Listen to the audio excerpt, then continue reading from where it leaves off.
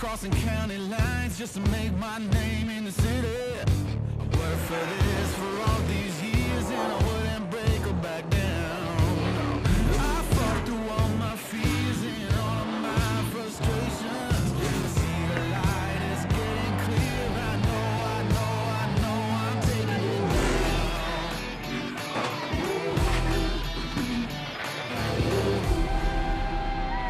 It's my time. I'm taking it now.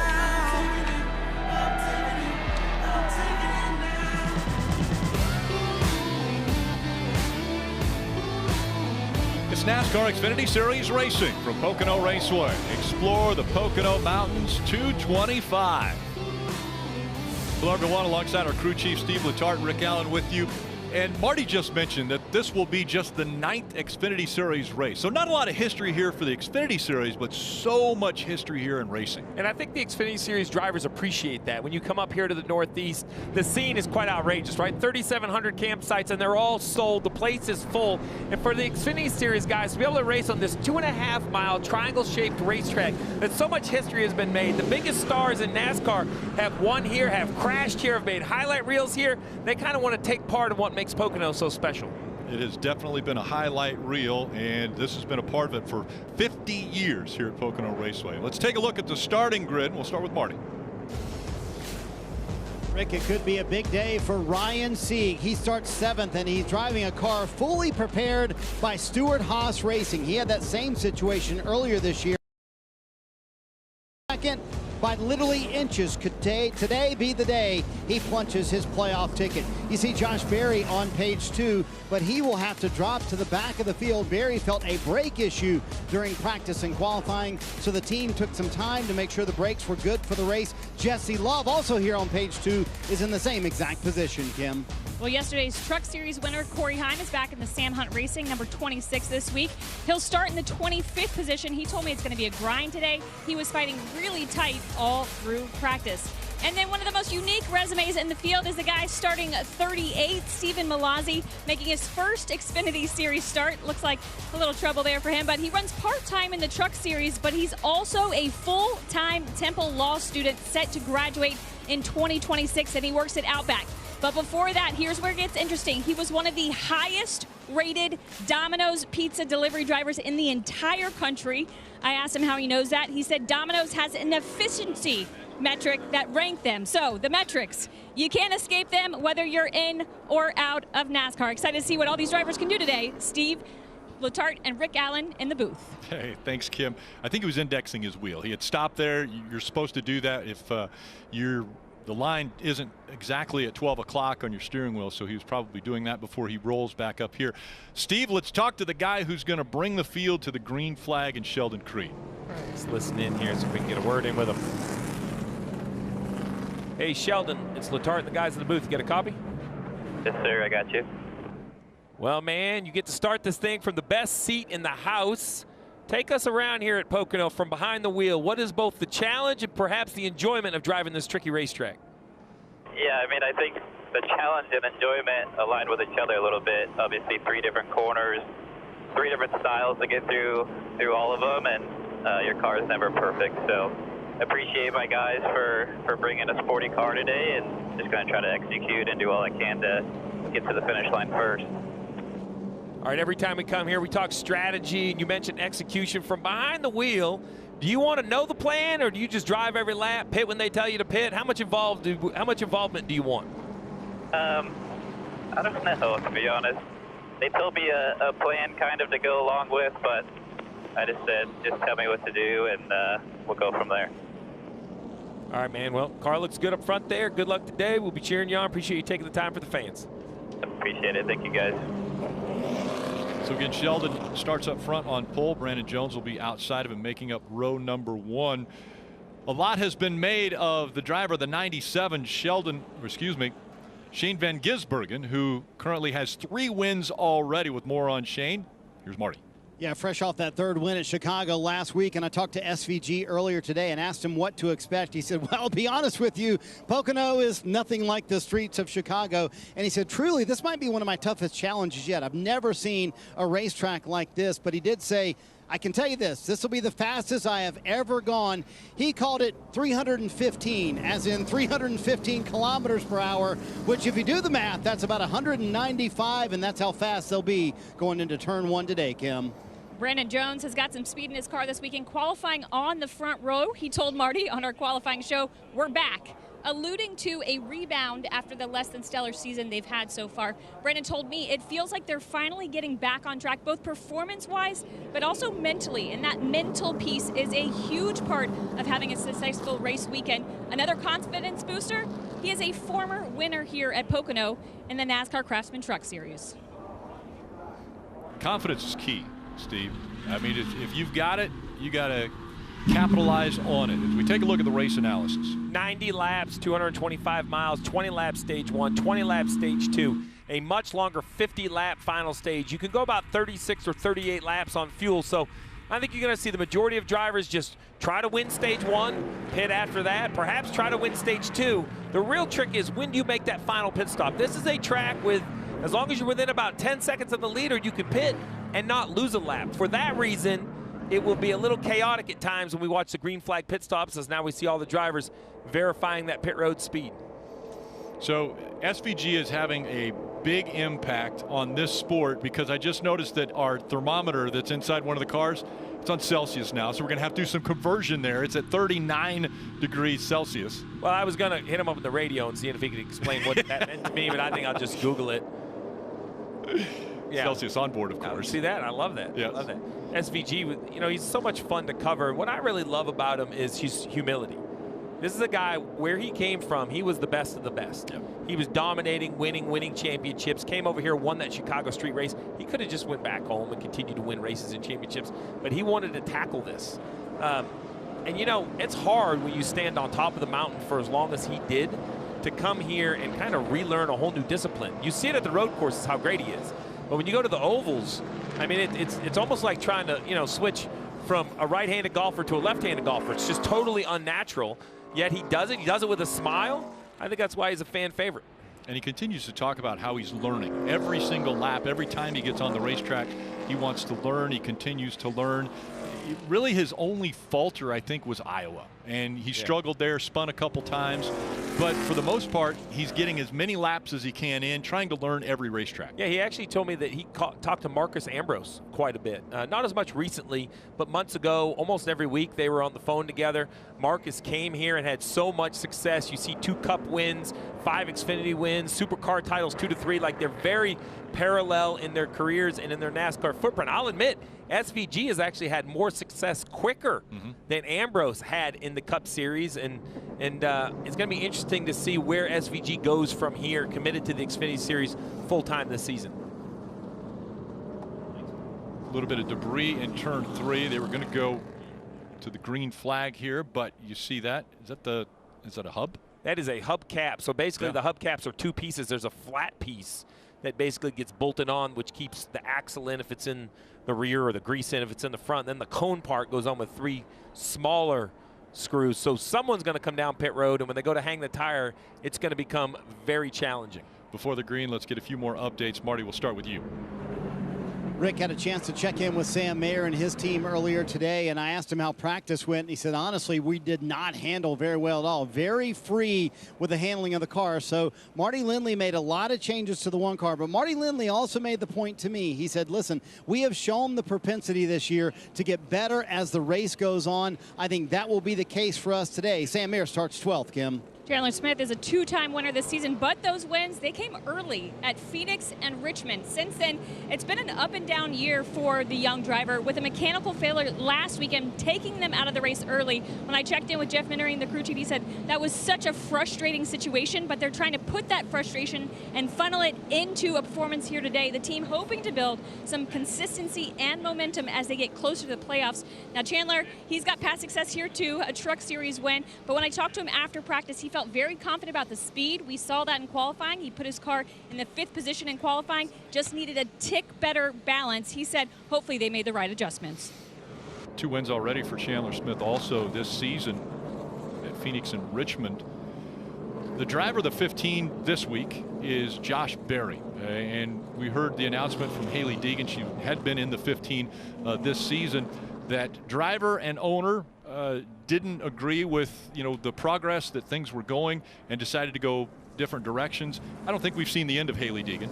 No, I don't think we've seen the end of Hailie Deegan, but I really like what this AM Racing team has done. Joey Logano a week ago, Josh Berry this week. When you look at Ford, who's gone winless so far in the Xfinity Series this year, Stewart Haas Racing is probably their prime entry, but you have people like this 15 car, and you think, man, how do we improve our program if you're AM Racing or the Blue Oval? The best thing to do is put a Cup driver in it. They race on Sundays because of their experience level, so that shouldn't be undue pressure to the 15. I think you have to look at this as an opportunity.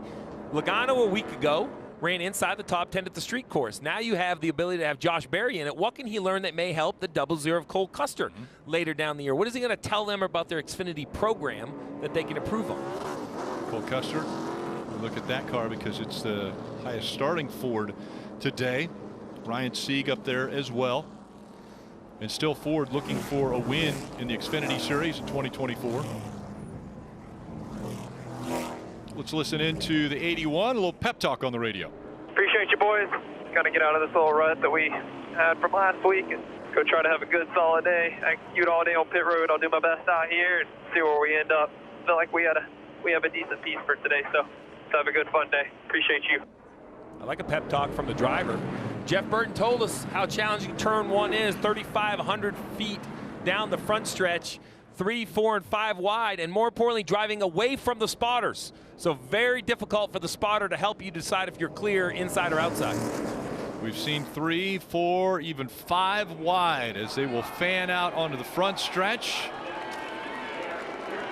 On the outside, Sheldon Creed, Brandon Jones making up row 1. Green flags in the air.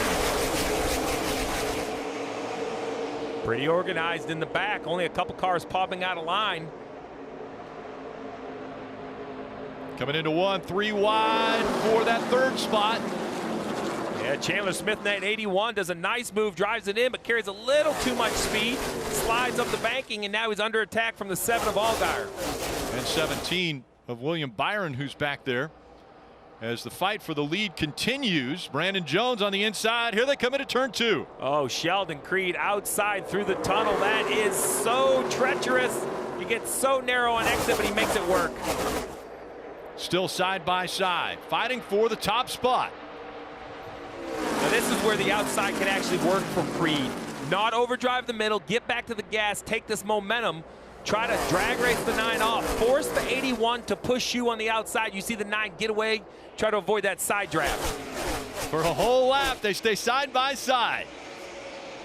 Now the preferred line goes to the 9 of Brandon Jones here on the inside as they go into 1 again. What a battle for the top spot. There you go. The 18 takes the side force away from the 9. Being on the door, you saw the rear of it wiggle. Oh, big impact, Rick. 74 of Dawson Cram, hard into the wall. Left rear is destroyed. And let's see if the caution comes out. Doesn't look like he's going to continue to roll. Still no caution, though. That's in turn 1. Now the caution does come out. Turn 1 here, such a high-speed corner. We have seen some historic accidents in turn 1, Kim. And Dawson Cram came on the radio and said his brake pedal went straight to the floor before that incident. Very scary situation there for Dawson Cram. Great to see the window net come down and him climbing out of that car. Yeah, top of the screen, just carrying. You can see he turns to the bottom. Knows he's carrying way too much speed. Wow, a big, big impact. And that's why the safer barriers have that foam behind them. And I've mentioned the wrecks. Jeff Gordon had a huge hit down in turn 1. We've seen that super famous picture of Dale Earnhardt climbing out of his upside down car in turn 1. Some big wrecks. Only 2 laps complete, and it's Dawson Cram who gets into the wall hard in 1.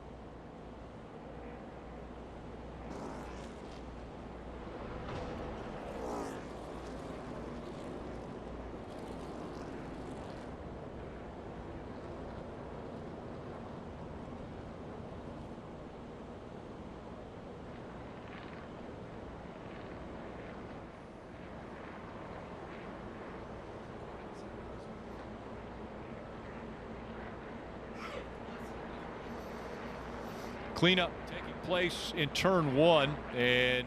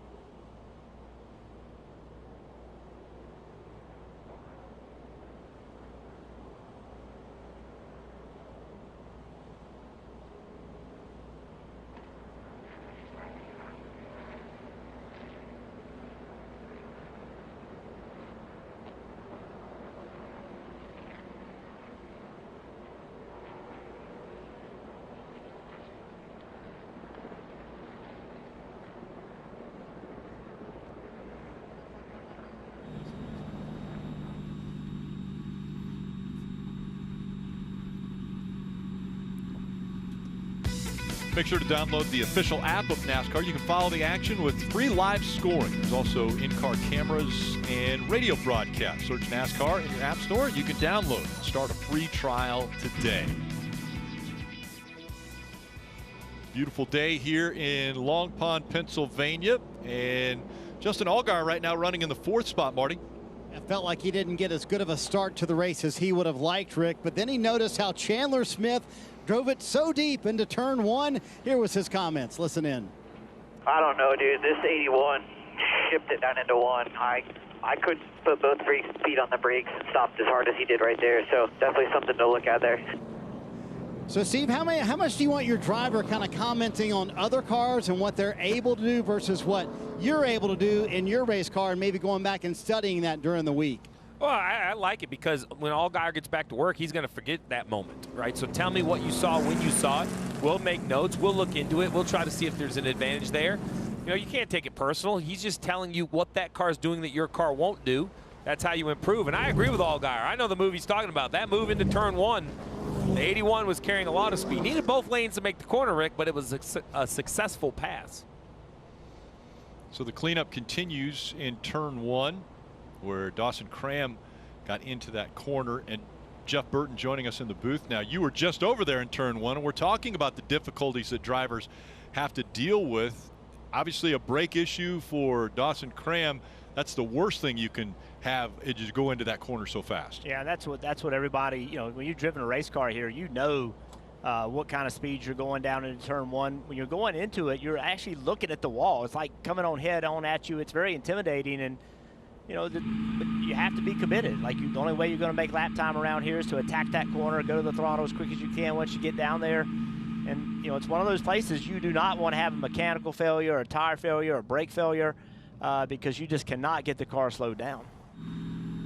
Well, we talked about Chandler Smith. We heard what Justin Allgaier had to say. Let's take a look at it, right? So green flag. They're heading down into turn 1. Already carrying quite a bit of speed. 3rd car in line. He turns left, gets underneath the 7, but then watch how much speed he carries into the corner. I mean, he's a good car length deeper than the 7. The 7's almost back to the gas while the 81's trying to slow down. He just kind of overdrives it, Jeff, and slides up to the middle. Yeah, one thing that's interesting, though, see, he doesn't gain that much on the 9 car.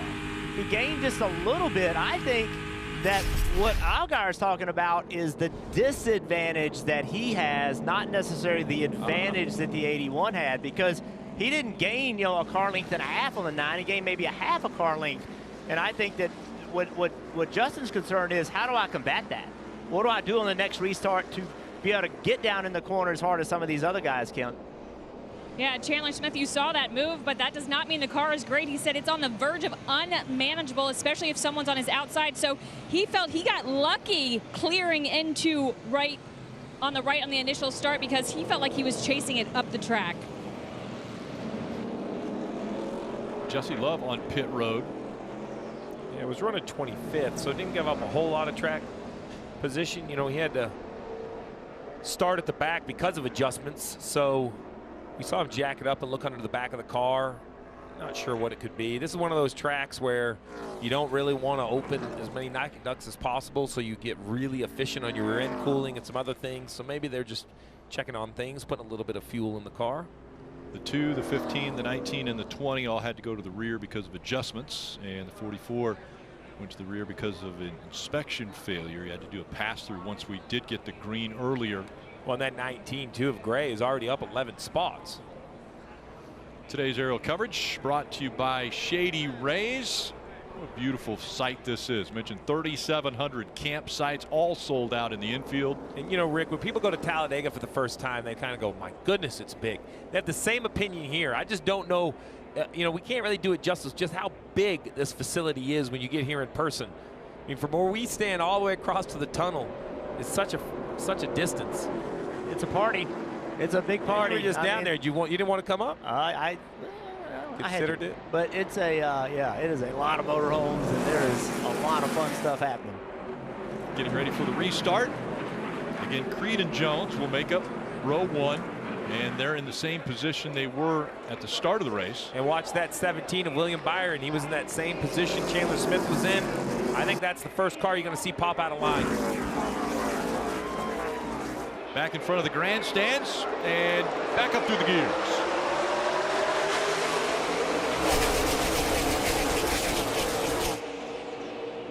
A little better start this time. Help with the 81. Chandler Smith giving the 18 a little push, maybe a little too much. Had to catch it, and here comes the 9 again.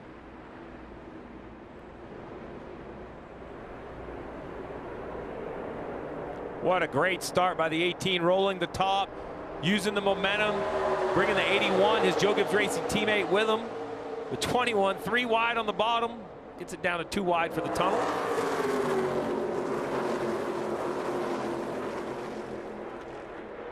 Brandon Jones falls in line behind the 17 of William Byron.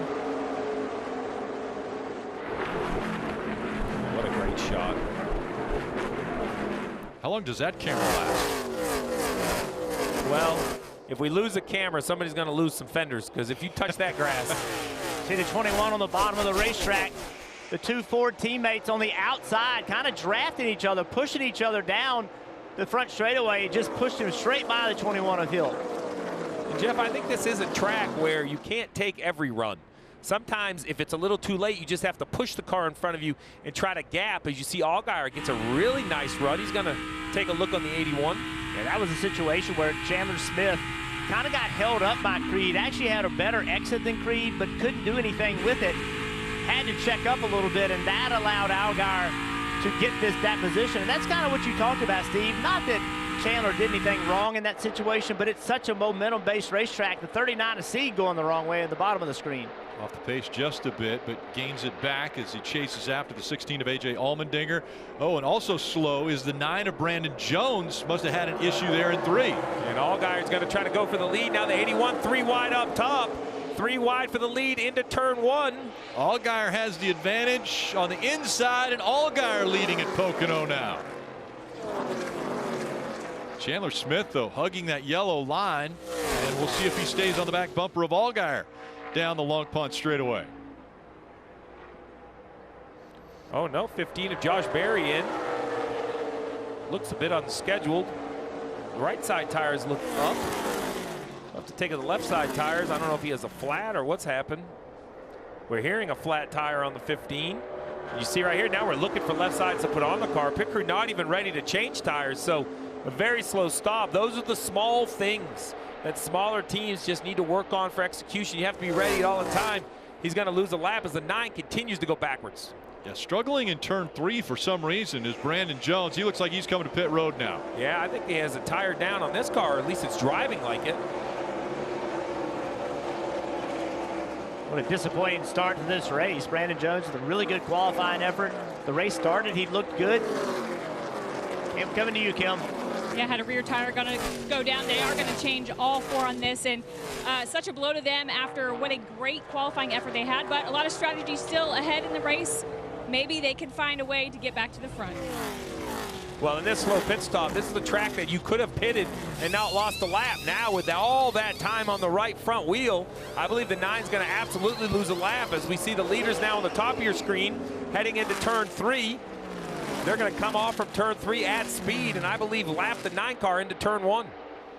All because of the slow pit. But race leader Allgaier is going to go right by him before Brandon Jones can even get off of pit road. Chandler Smith about 3 car lengths behind him. Cole Custer, Creed, and Byron the top 5. Here comes Austin Hill in the 21 going by the 16 of Allmendinger. And we're already halfway through the stage. I mean, this is happening in a blink. 2 cars working together there as we see Hill pushing the 17 of William Byron. Pushing him a little further into the corner than William wanted. You saw the back of the car jumping around. Creed going the wrong way. This was not the start of the race he wanted either. Several of the cars that we just thought had so much speed in practice. Ryan Sieg, he's back to 10th. We thought he would be going towards the front. Several of them struggling. It's like sliding the front so bad. Sliding the front so bad. That's the radio of the 18. So he's tight. Here's the 9 of Brandon Jones. And he's a lap down, remember? Yep. Came off pit road a little later. Now for Jones, it's really to try to be the first car 1 lap down at the end of this stage to get his lap back. Currently it's Jones and Barry. Now Creed under attack from William Byron in the 17. Yeah, that's a replay. Saw that pass. Yeah, see that pushing right there into the tunnel. Still out front, Allgaier being chased by Chandler Smith, Custer, Byron, and Hill all in the top 5.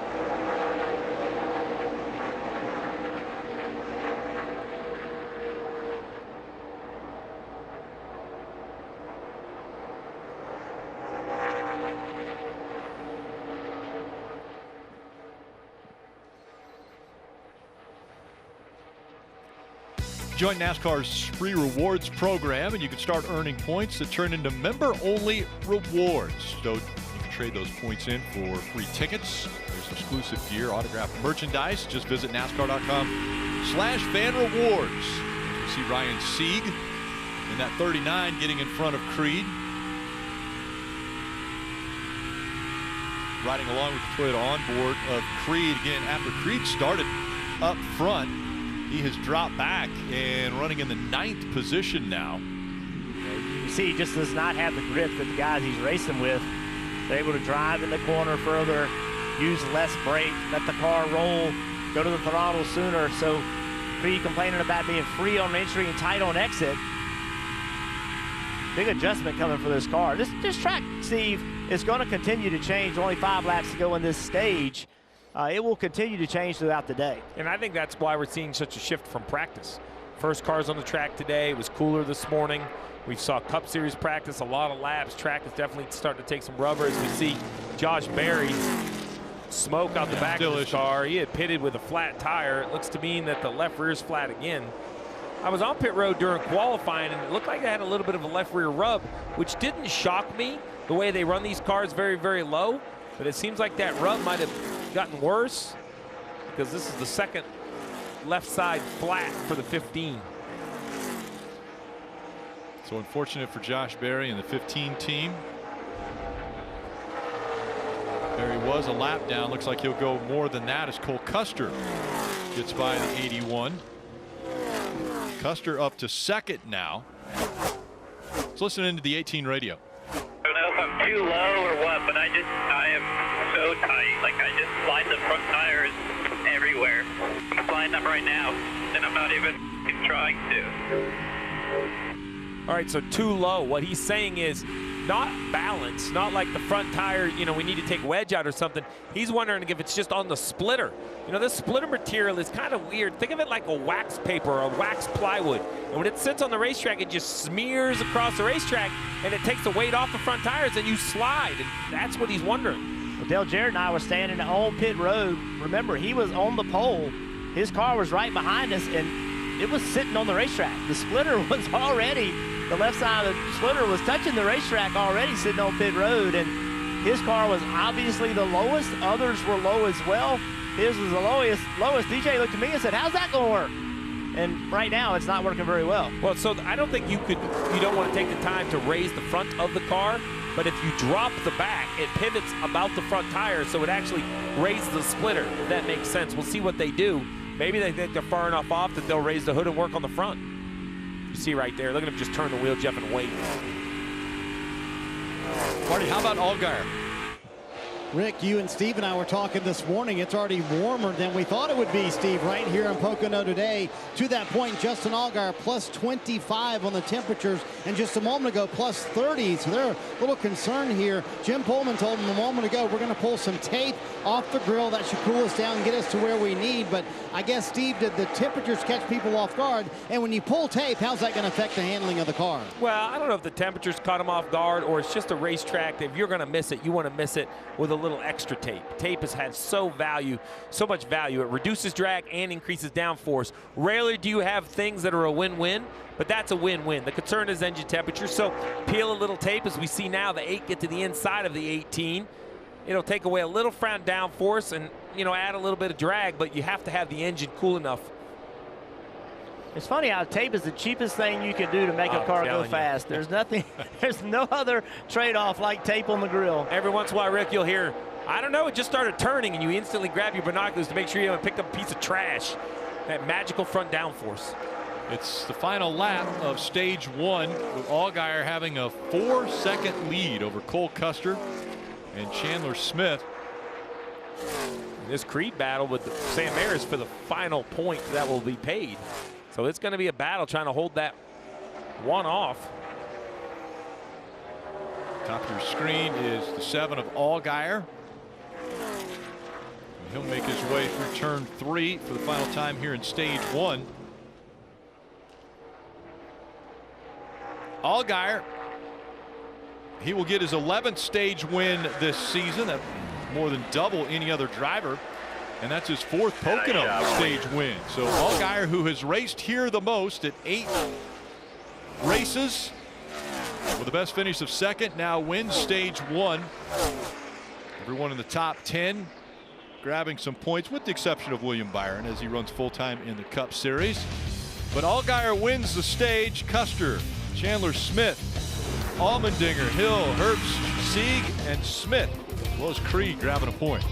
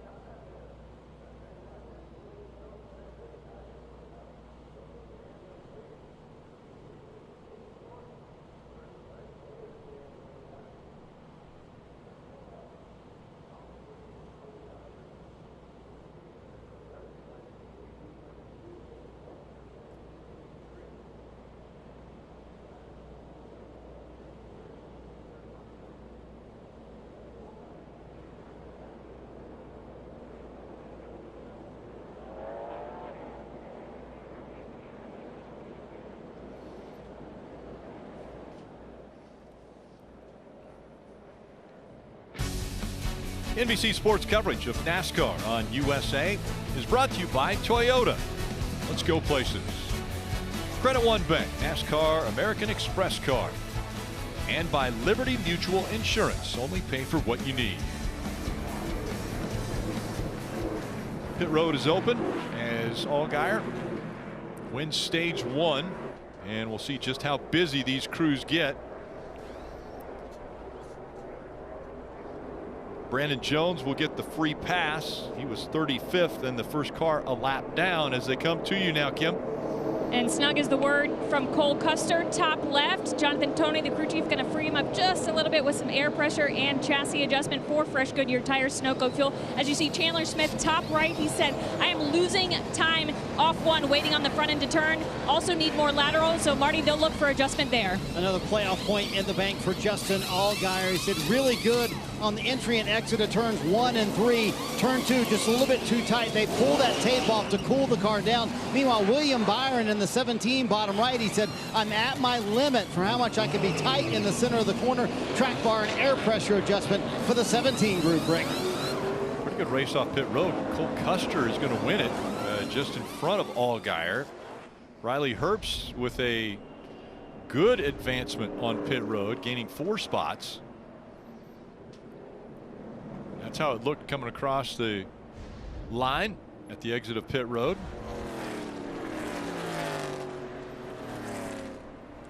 See if we can dial up the driver of the 7. All right, let's listen in, make sure. Sorry, I was trying to get all we could there. Probably too early for that. Oh, you're good. did I?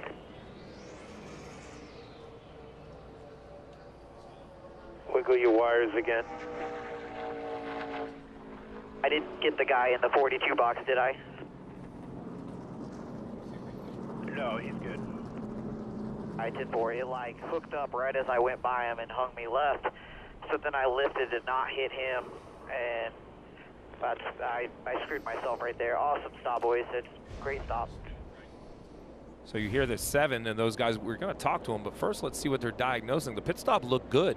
He talks about leaving, I think, Jeff. Is that what you sounds like to you, that there's someone in the box in front of him, and maybe he has to go around, or the, I'm trying to see. It looked funny, because I thought the jack dropped like he was going to beat the 00 right here, and then he leaves.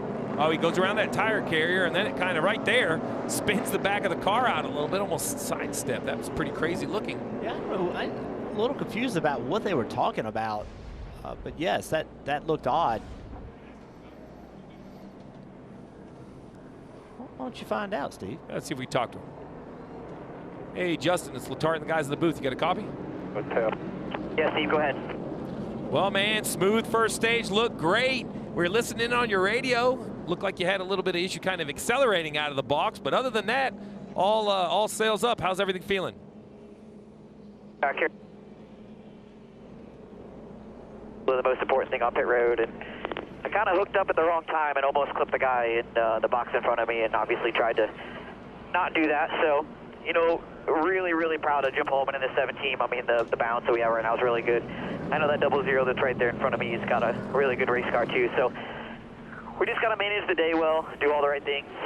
Pace is definitely there, balance is there. Just managing the day is going to be most important. But proud of the effort that this team's put in. Hendrick Engine Shop, obviously, everybody at Chevrolet, everybody at Junior Motorsports, really proud of the effort we're getting right now. All right, thanks for taking the time, bud. And Steve wisely got off the radio. I don't want to give him the bad news. NASCAR is about to give him some bad news that they had equipment interference on that pit stop, and so he'll have to serve that penalty.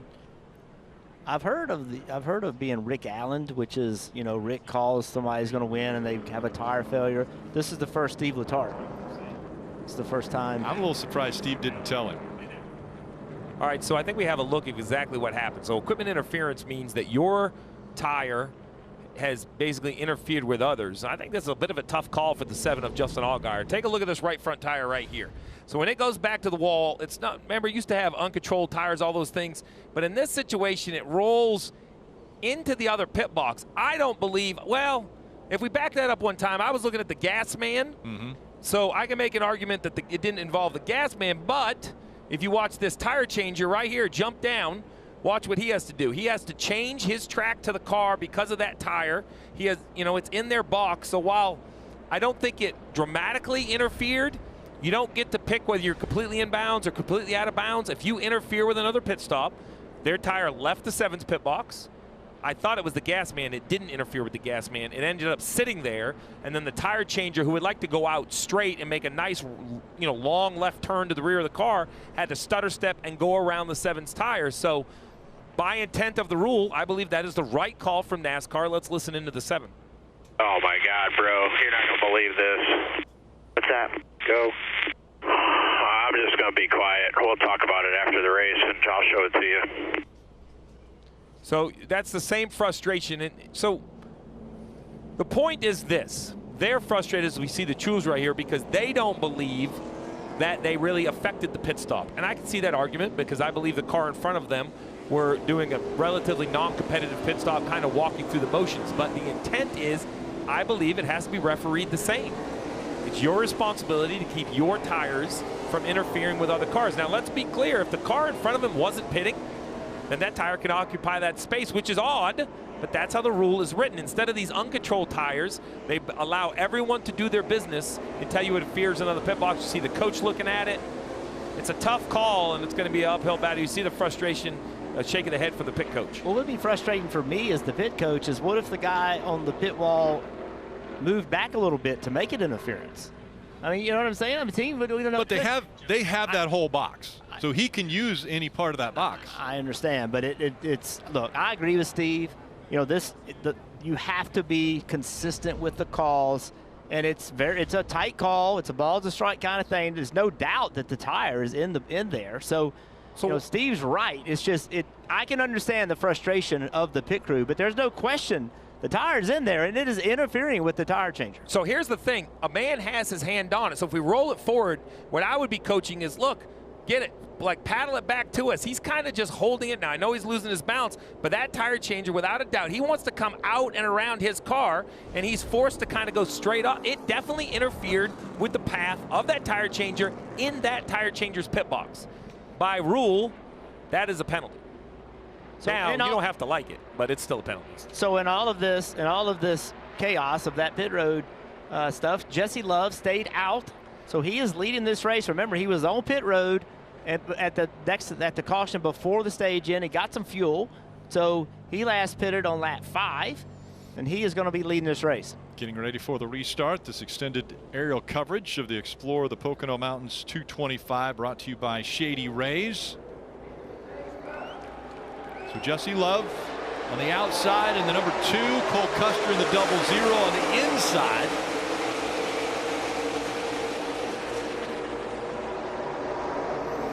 Riley Herbst trying to block there as Chandler Smith in the 81 works to the inside. 3 wide now for 3rd. William Byron takes the spot from that outside line. And the race for the lead still on. Here comes Custer on the inside. Oh, big block by the 00, Rick. Blocked that 17's run. William Byron calmly gets back in line. But he'll remember that. If he has an opportunity, he's going to try to take that pass. Big wiggle. Yeah, Jesse Love on the right rear quarter panel with the 00 of Custer. That slowed the 00 down. Cole is clearly quicker, but if Jesse can stay right there, which he can't, Cole takes the spot. 17. He may have a tire down. He had a problem through 2. Hold up, check up, stay up. I can get you in right here. Yeah, he was wiggling the car, seeing if he could get onto pit road here. He could not. He could not get slowed up enough. He would have had to stop in front of everybody. That was a wise decision to keep going. It may not work out well for the race, but at least he didn't get wrecked. He thinks he has a flat. So out front is Custer, then Jesse Love, Chandler Smith, Riley Herbst, Austin Hill. Sheldon Creed's made his way back up to 6th. Sam Mayer 7th. Allmendinger, Sammy Smith, and Taylor Gray are the top 10. Yellow caution. That could be debris and maybe a tire carcass or something off of the 17. And actually, he had a tire issue. And actually a break for the 17, right? The fact that it come off. Now he can get to pit road, assuming no damage to the car, can stay in the lead lap. Steve, this is the 3rd car we have seen with a tire puncture right after a restart.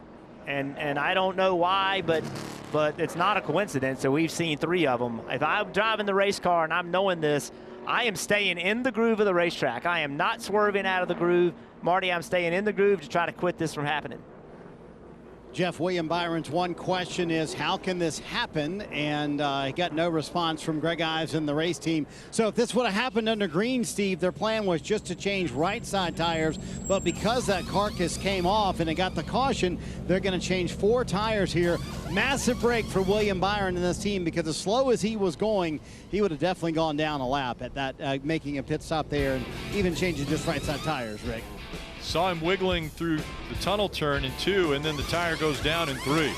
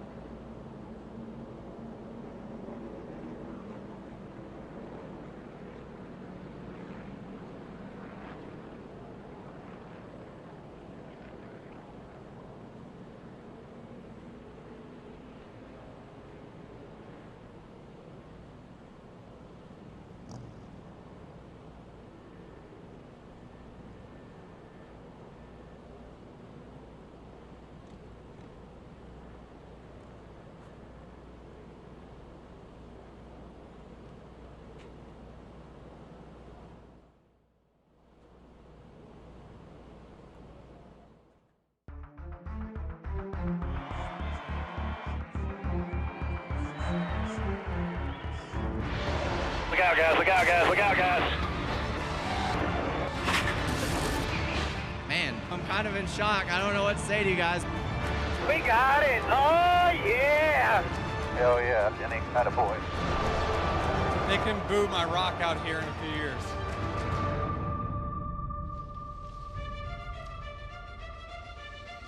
So many interesting moments happening here in Pocono. And again, a lot of racing this weekend. NTT IndyCar Series racing from Iowa. That's tonight on NBC at 8 o'clock. Tomorrow, they'll be back on track at noon for the second race there in Iowa. That's again on NBC. And then tomorrow on USA, Countdown to Green and Cup Series racing from here in Pocono will be embedded with the 12 team and the 38 team of Ryan Blaney and Todd Gilliland in stage 2. All right, guys, from what we saw in practice and qualifying, you see a favorite in tomorrow's race on the Cup side. Yeah, Joe Gibbs racing 3 of the top 4 in qualifying, had good race pace, obviously good takeoff pace as well. I feel pretty good about that team. What I saw is that there were a lot of cars that had overall decent speed, which is going to make an already very difficult race to call from on top of the pit box even more difficult. Because I just don't think you can say, oh, we're fast enough and not worry about strategy. You're going to have to stay creative. William Byron will be in that race. Marty, what was going on with the 17 here? Yeah, just checked in with Greg Ives to see what happened on the right rear tire, and there you see what is left of the right rear tire. After it went down, William Byron made contact with the wall with the right side as well. Greg told me he can find nothing wrong with the tire, and he's not sure to answer William Byron's question as to why that happened. But Byron did not lose a lap in the process, but he is shotgun on the field, but on the lead lap. Long ways back, the free pass went to Josh Berry. He's still a lap down. He was multiple laps. He was 2 laps down. So Josh Berry will be just 1 lap down now. And William Byron certainly did not want this to happen and started the back. But I got to tell you, when you're a Cup driver running Xfinity, you're not racing for points. It's fun. Like to go in the back and just be able to try to pass everybody and get yourself back up front. There's no pressure. You're here to have a good time. You're here to learn a little bit of something about the racetrack. But it's not the end of the day for those guys. It wouldn't surprise me one bit for them to pop up late in the race and be contending for this win. AJ Allmendinger and the Celsius on board, looking back at Sheldon Creed from the Toyota on board. Getting ready for the restart here, and this time Cole Custer will be in the 00 on the outside. Jesse Love will be on the inside in number 2. Race really hasn't had a rhythm to it. We had that long run. Everybody came in, made adjustments to their cars, Steve. We don't know who made the best adjustments or not. Well, we're going to have 10 to go in the stage when we take the green here, so you're not even going to get a rhythm here. And Love decided to take that outside line behind Cole Custer, so that puts Chandler Smith on the front row on the inside. Austin Hill behind him. I like that move for a driver on older tires. We'll see how Jesse Love does. Again, he's in row 2. Cole Custer in row 1. Back through the restart zone. Austin Hill pushing the 81 of Chandler Smith. Can he push him past? Allmendinger gets out of line.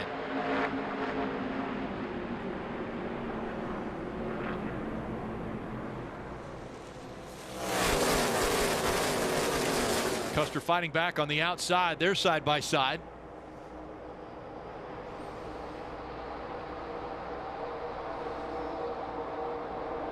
Aggressive move by Austin Hill, takes second away. And Love has fallen back to 4th.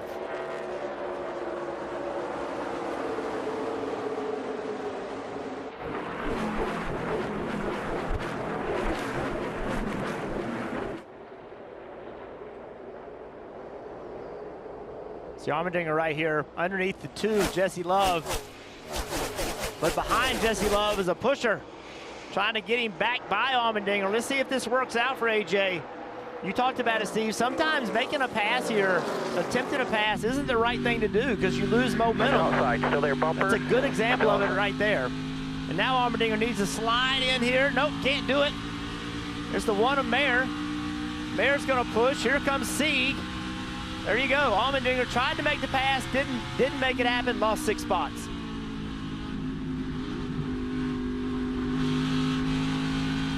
Back to the gas quickly. Has the momentum. We'll see if he can clear two for one. Two of those six are right there. Get them back. There you go. Another example. It's just, this is a very unique racetrack. If you ever lose momentum on corner exit, the straights are so long, you will pay the price. They'll come flying from behind you.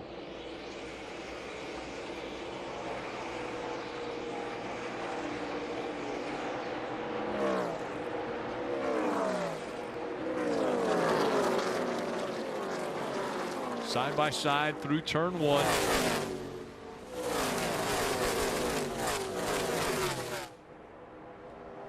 And this is the problem. What is that, 9 or 10 cars all lined up? So if you jump out of line and the pass doesn't work, you're going to lose spots like Jeff was saying. They all stay pretty organized.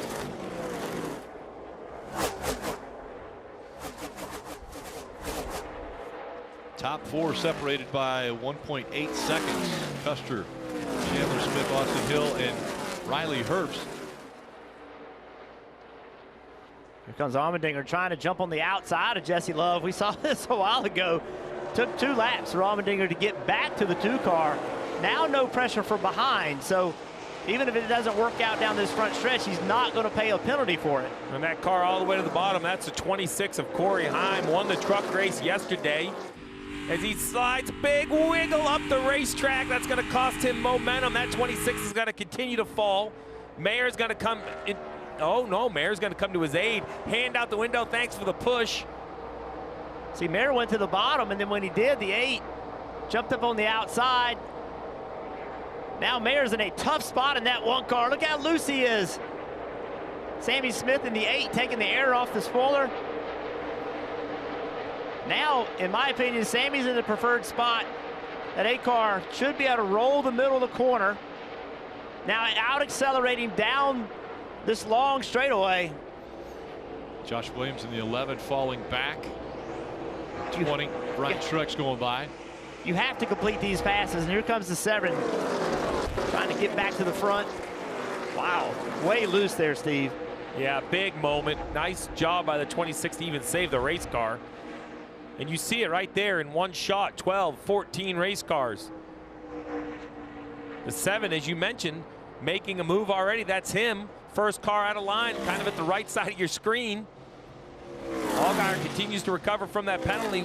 He's going to try to get inside the top 10 here with 6 to go. He's just inside the top 15 right now. Next car in front of him, the 48 of Parker Kligerman. That'll be for the 13th position. Marty. Only is the 7 car moving forward with Justin Allgaier. How about William Byron? 15 spots since the restart. He has said 0 about the car. Trey Pohl, who is actually Chase Elliott's spotter, is working with William Byron today, and all he's doing is saying clear and clear, and he gets another spot there from Jeff Burton. What did you say, Jeff? It's fun as a Cup Series regular to start at the back in an Xfinity Series field. I think William Byron's having fun right now. Oh yeah, that's some of the most fun you ever have. It's just a different level of focus and relaxation. Like when you go drive an Xfinity car, this is top-notch racing. It's super intense, but it's a step down from Cup. And you walk in there and it's just no pressure. And it's an advantage as a driver not having that pressure. If William Byron wrecks his car today, nobody's going to say a word about it. But if you're a young Xfinity driver, you're trying to make your way and you wreck it, you get criticized, you get blamed. Hey, we can't be doing that. It's just a completely different mindset. Byron's on the top of the list here as we see the drivers that are on the move, brought to you by Ashley Furniture. 17 spots for Byron, 14 for Allgaier. Sammy Smith in the 8, trying to get by Corey Heim and Jesse Love. Let's listen in to Cole Custer's radio, who has a 3.3-second lead. I'll help you manage the gap here. 81's running P2 about 25, 30 back. I'll try and stretch it so people can't short pit it. Yeah, that's good. Try to save us a little bit on your tire if you can here, though. A lot to dissect there. So let's talk about stretch to short pit. That's the first conversation. And the point is, if he can pull off the front of this pack and gap these guys by over 10 seconds, they're not going to feel like they can come to pit road. The interesting thing is there's a bunch of guys just inside of 10 seconds, this whole group of cars. So you might see some cars pit coming to 3 to go right here. We'll see if anybody pits. I believe the 2 of Jesse Love's going to have to pit. The way because he stayed out before, and I don't think he's going to be alone. There you go, the 2 and the 1. They're going to stop before the end of the stage. Both locked up tires coming to pit road. But they better have perfect pit stops. It's very close. If they don't get it perfect here, Kim, they could get lapped. That's right, Jeff, and you see the 2 of Jesse Love. He said, I'm too tight center to exit. This is going to be the first set of fresh Goodyear tires we're seeing on this machine today. You see the chassis adjustment to help that balance there for Jesse Love under green. Looks a little slow, Marty.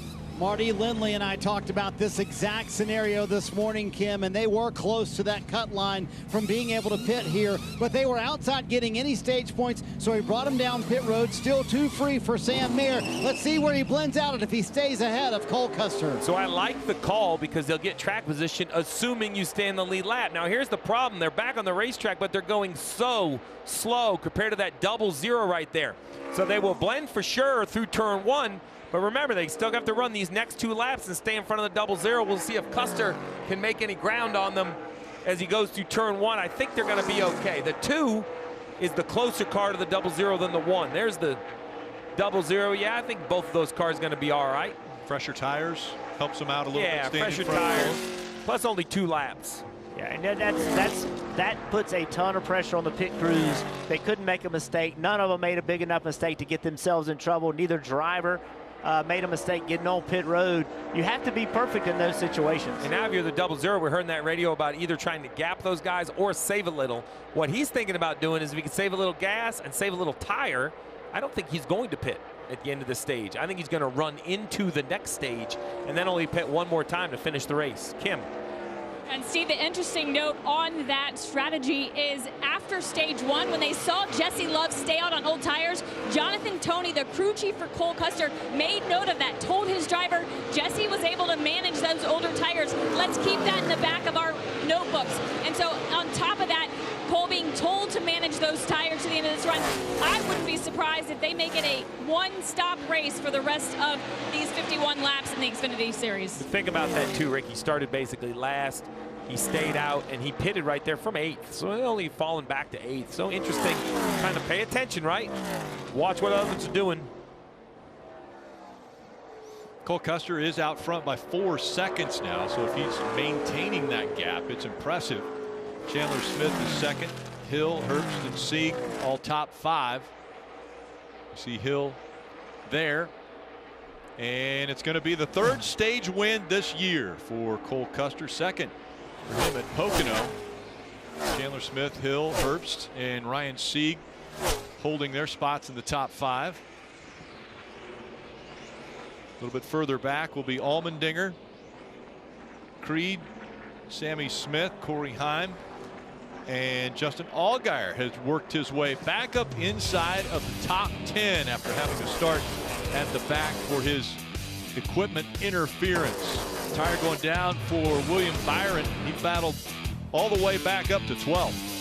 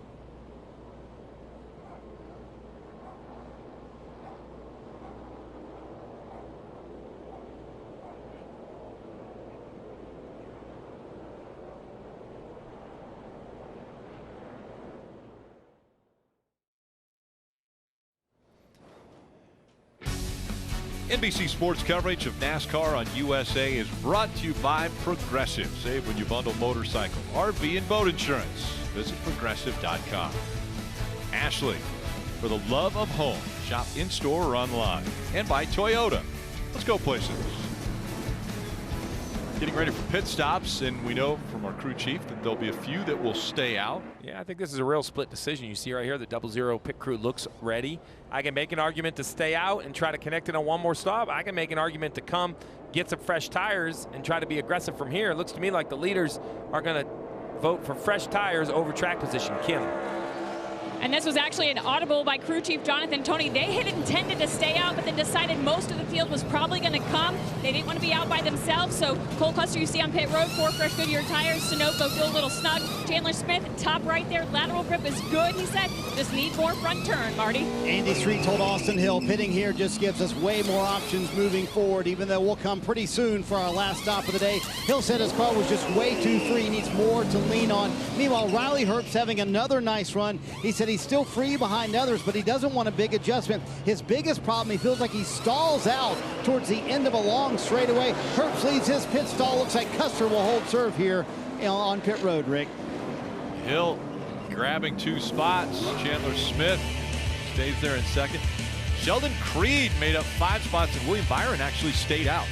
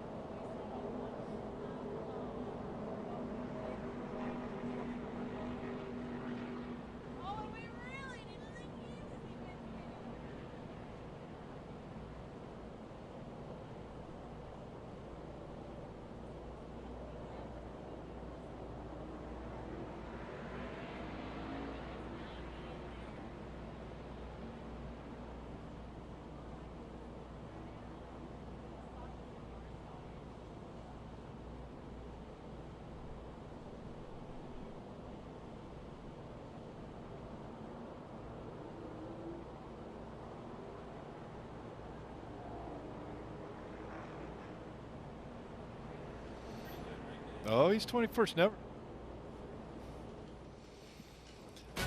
Today's aerial coverage is brought to you by Shady Rays. Beautiful waterfall just outside of turn 2, the entrance to the infield, and the tunnel there. Marty. Rick, the winner last week in Chicago, Shane Van Gisbergen, sitting in 21st right now, and he's admitted the ovals have been a large challenge for him.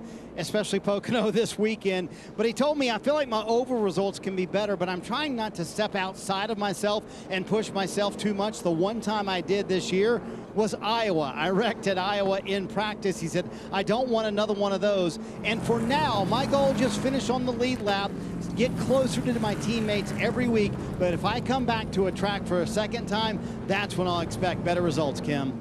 Well, Marty, Jesse Love currently in the 4th position. Remember, they short pitted the end of stage 2. Listen to what crew chief Danny Stockman told his driver in terms of strategy. We have to pit one more time, but we only need 4.5 gallons of fuel to make it, which is roughly 2.5 seconds. What that does is it allows us to take fuel and right sides, okay? So our pit stop's going to be faster. So you heard the plan right there. Steve, do you like the call by that team? Looks like they might gain track position with the shorter time on pit road. Well, so that's the strategy to outrun the 17 who's in front of them. The struggle with that plan, while I do like it, is just not a lot of guys that he's going to be able to leapfrog, because only really the 17 and the 5 of Alfredo have less fuel on board than those two. Everyone behind them actually needs less fuel than them, Jeff. They only need about 2 seconds of fuel.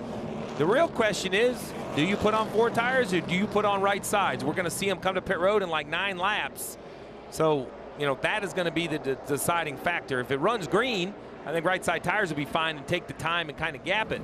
But if you leave with right side tires and the caution comes out, well, now you're on less tires and the field's bunched back up. Well, the first part of their strategy, pitting under green, that worked out, right? Really They got them track position. They got exactly what they wanted. Everybody came down pit road except for the 5 of Alfredo and then also the 17. So they got exactly what they wanted to get this track position. Now, how do you take advantage of it? A couple cars had issues on pit road, a safety violation for the 51 and the 35 for removing equipment. That could have been maybe a pizza warmer. I like that. It's a Domino's nice, pizza. Yeah, pizza I like that. I like that. Oh, look at got Chad Knaus up there checking out his driver, William Byron, behind the wheel of the 17. Greg Eyes in front of him calling the shots. It's a lot of talent. Yeah, man. A lot of brain power right there. And again, William Byron stayed out on the racetrack. Last pit stop was lap 27. We've completed 44. And he almost had to. Remember, he had that flat tire, so he's a set down to the field. So not only is this, as we see now, the pace car lights come back on, so we're not going green here. Now, this is only begging a 2-tire call more and more interesting, because now we're going to basically come around and complete lap 45. Remember, they can go 38 on fuel. We'll take the restart at 46. I mean, you're only looking at like 7 laps of racing now, 6 or 7 laps of racing until you can pit. And you see William Byron taking advantage of that as quickly as he can? Will you see him on pit road after, say, 8 laps maybe? Depends the restart. Okay. You know, if he gets a great restart and gets out there to lead, you know, I don't know if, you know, listen, in 7 laps, the goal is to try to get as many guys 10 seconds behind you as you can, because then they can't come to pit road, Kim.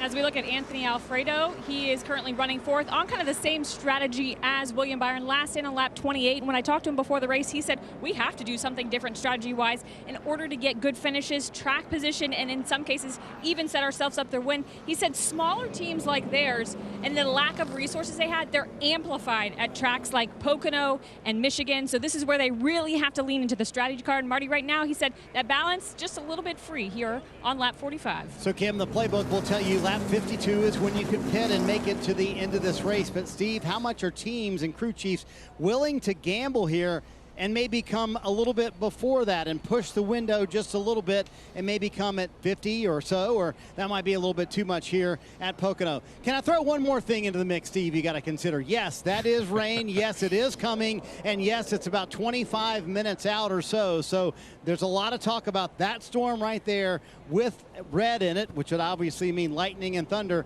that it could get here before the end of the race. So why not throw that into the mix? I mean, it wouldn't be a race weekend for us if there's not some rain around, right? Well, what the rain would do is that the cars that just pitted at 42 can run all the way to lap 80. They can run within 10 laps of the finish of this race. So, you know, you don't want to do that. But here's what happens. People pit and don't lose a lap. When they go back on the racetrack, if you haven't pitted and the caution comes out, every one of those cars are going to stay out and restart in front of you. That's basically this whole quandary you're in as a crew chief. It's when do you come to pit road? Now, as a driver, it's real simple. Let's start by not messing up this restart. Let's keep the track position we have. So, Jeff, that's on you. You think that's simple, do you? No, but that's not my job. One of the best to do it, and he does it on Sundays. Is on the outside of row 1. That's William Byron driving the 17.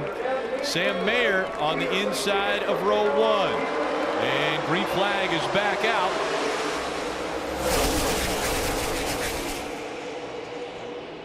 Two by two. They go down into turn 1. And now they're 4 and 5 wide in the back.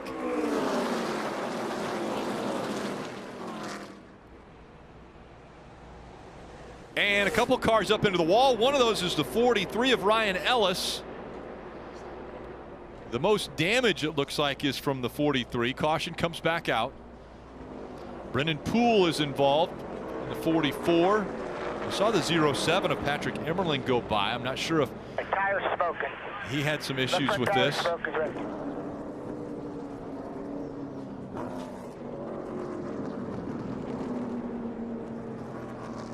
When we talk about the restarts and how aggressive you have to be, and then of course the rain coming, that makes you have to be that much more aggressive. You see back in the pack, things kind of got stacked up right there. Jeff Burton, the 27, the 11 of Williams underneath him, and then, you know, the 3 wide, 4 wide going into the corner. Contact with the 31. Up the racetrack he goes. Saw the 42 of Leland Honeyman also collected in that, the 19-year-old. It's been that type of year for the 31 of Parker Utzloff. Just, you name it. If there's a wreck at any point, whether it's their doing or somebody else's, it seems like a Jordan Anderson racing car, either the 27 or the 31's in it. Now that one I'm going to put on the 31. He kind of got loose at the bottom, but just not been a great year for the organization. And Ryan Ellis, that when he made contact with the wall, he was being pushed up into the wall with the car underneath him. They hurt. Those are the ones that you really feel with that car pushing you into the wall. One of the biggest wrecks I ever had would look just like that. Couldn't believe how hard it hit.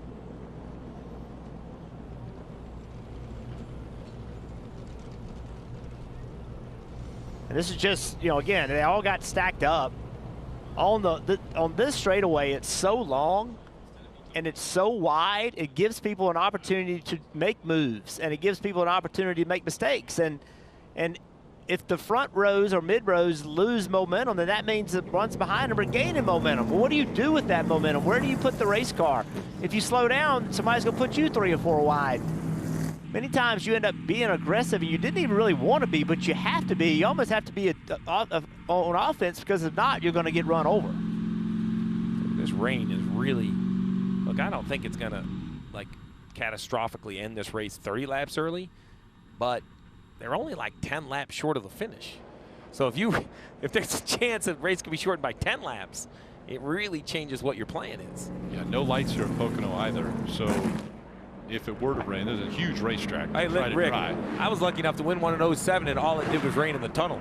You're right. There was one corner wet. Luckily, there was no wet tires back then, and one corner was enough. Well, you said how many times that we come here, we're going down the back straightaway, we can see it raining in 3, and it's not raining anywhere else. Looking like a few people are going to make their way onto pit road now. I hate this decision, right? You're coming to 42 to go. You can run 38. You're only 4 laps short. There's no telling how many yellows you have. Kim. And as we talked about Anthony Alfredo, he is in right now. They're going to go ahead and put 4 fresh Goodyear tires in that, as well as Sunoco fuel. A little slow there on the right side. You see the chassis adjustment. And they're going to, again, 4 tires, Sunoco fuel, Marty. How about this move from Jim Pullman? And it's going to be fuel only for that race team. That'll make this next stop a little bit shorter. But, Steve, does that surprise you? The 7 came down pit road, fuel only. No, not at all. I think he realizes where he's at in track position. He needs to do something. And you mentioned the next stop being shorter. I'm not sure there's going to be a next stop. We get enough yellows, maybe he can stretch it.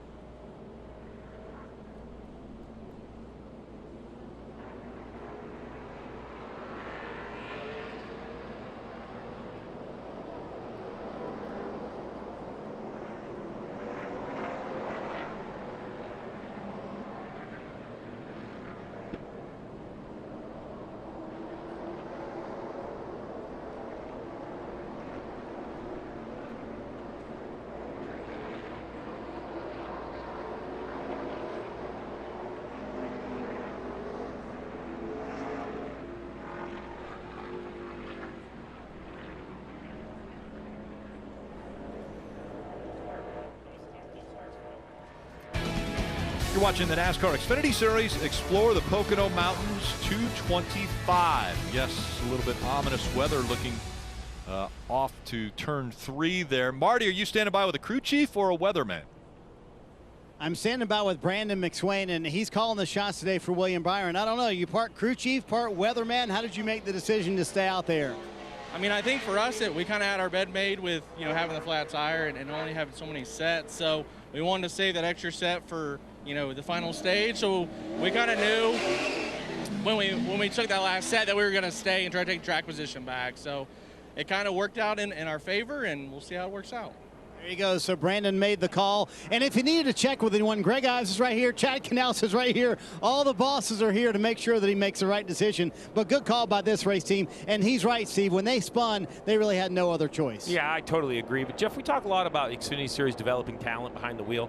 Think about Brandon McSwain right here. Greg Ives, so much success on top of the pit box. Chad Knaus in the Hall of Fame, 7-time champ. Think about developing potential crew chiefs down the road and being able to build them homegrown inside the company. I think that's what this 17 car also does for Hendrick. And look at what Joe Gibbs Racing has done with there's so much talent that came through their Xfinity program into their Cup program today.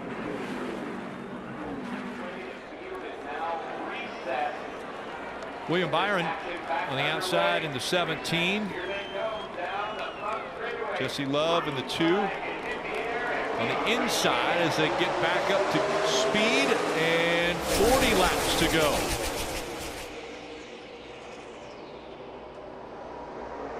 Big run by Love as they go into turn number 1. Oh, Allmendinger in that 16 is really entering low. I don't think he can make it. Nope, not going to make it. Allmendinger slides sideways. Is he going to keep it straight? He doesn't get hit from behind, and that's an amazing accomplishment, and they stay green. Yeah, still green. That is a huge disadvantage for Allmendinger. Love was able to make the pass on William Byron. So Love is out front. Then Byron, Hill, Mayer, and Custer top 5.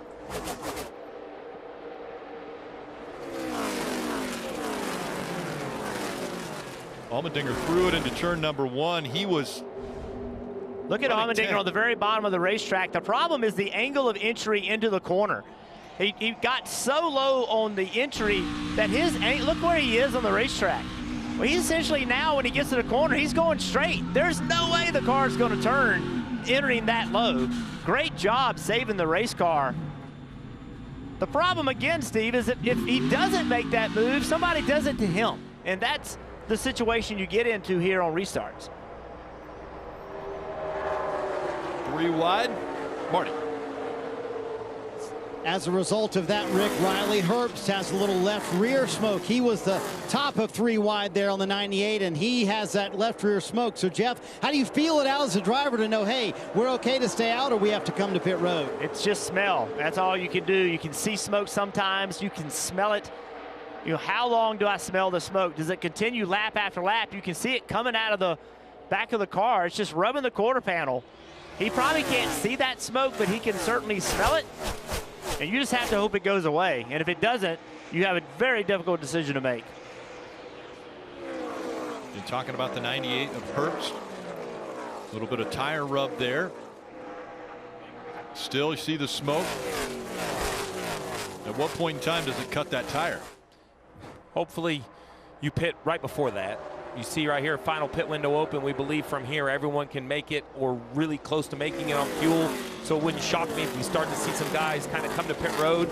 They might trickle in. I'm not sure it's going to be a huge wave like you would see in a cup race. Everybody comes together. This could be more like a trickle, especially with that rain coming. That might change people's opinion on if they need to even come. He's 81 of Chandler Smith. He's got a fast race car, but anytime someone gets on the outside of him, his car is really loose. He's not able to complete passes. Did get by Creed there, but now he's got to go back to work. Let's listen to Algar. Get a look at all the lugs, make sure they're all tight. Big vibration. Oh, no, remember, this is a team that came for gas only. So this is from a couple pit stops ago as we see the 16 of Allgaier after that big slide. Probably needing some tires, Kim. He actually said the tires felt okay, but they decided since they were already towards the back, they would take their last pit stop first. He said, I'm in a four-wheel slide. That was before we saw that spin. A little tight on the exit. Kept getting worse as the run went on. As you see those 4 fresh Goodyear tires, Sunoco fuel for A.J. Allmendinger.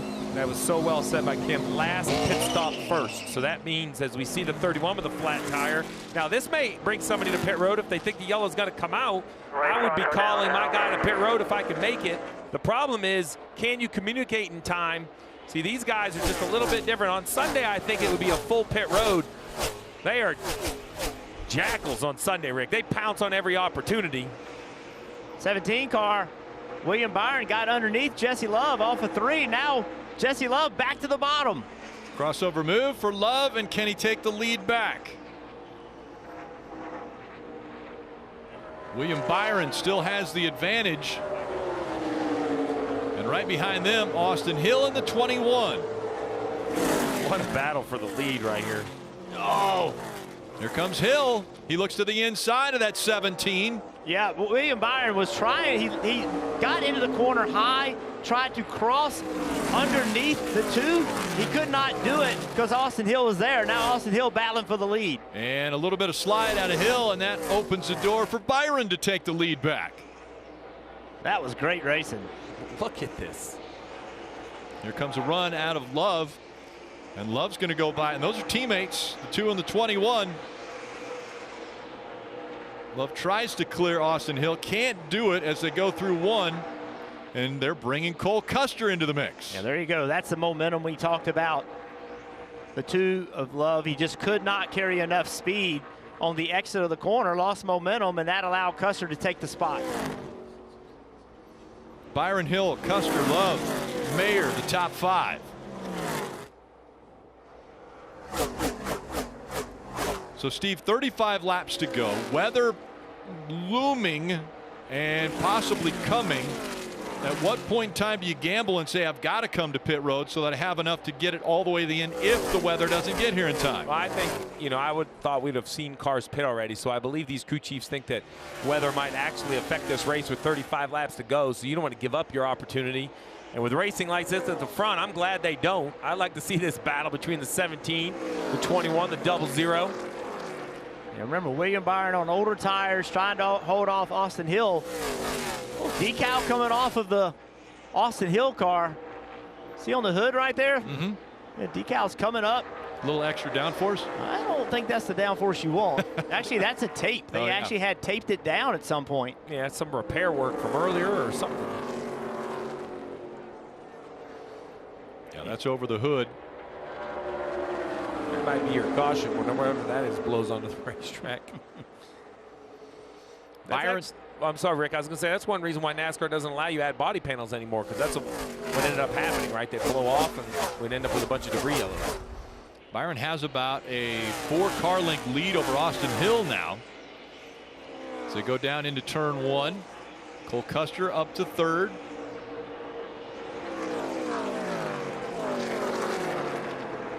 Let's take a look at the Toyota driver updates as Chandler Smith leads those Toyota drivers with a 6th place. Sheldon Creed in 9th. Really good run again for Corey Heim. He's 10th. Taylor Gray 13th, and Ryan Truex in 14th.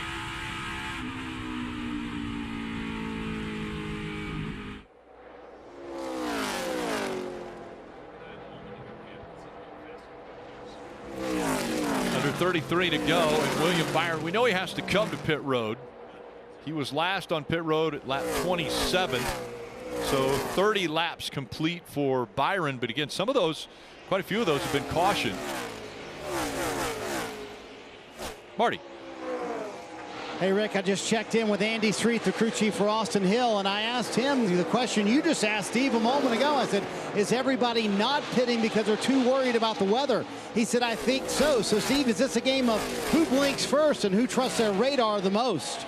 Oh, absolutely. The challenge I see is, forget A.J. Allmendinger. Is easy to say because he almost spun out, but he pitted and he's running a half a second faster than the leaders every lap. A little bit maybe new tires, but I think it's just clean air because he's out in front of the leaders, as we see a big slide right here. So while I think that's helping Allmendinger's race, it's not going to make his whole day because he almost spun out. But if someone else would pit, and get into that clean air, how fast could they run? So I do agree, Marty, this is kind of like you don't have to worry about pitting if no one pits. The fear becomes if you see a wave come to pit road, then you're going to have to show your hand. Wonder if there's some communication right now with the 17 team about that strategy. Listen in. I think the weather's fine. Not concerned about it anymore currently. Copy on the weather. Well, if that's the case, then we should see him on pit road. Yeah, and so, you know, when I look at Allmendinger, for instance, he was the last car after that big slide. And right now, with the speed he's running, he's going to cycle back to like 14th or 15th when they all pit. That's way better than he was running. So, you know, the clean air is working for him. They're watching closely to the radar, hoping that that little cell might go to the south of the racetrack and not affect this one with now under 31 laps to go. Riley Herbst running 7th. Chandler Smith is 8th. Sheldon Creed 9th and Allgaier 10th. If this thing comes down to a green flag pit stop, I take the pit crew on the 21 any day over anybody in the Xfinity Series. They are the best, and it's not close. We're seeing Sheldon Creed on pit road now in the 18. Marty.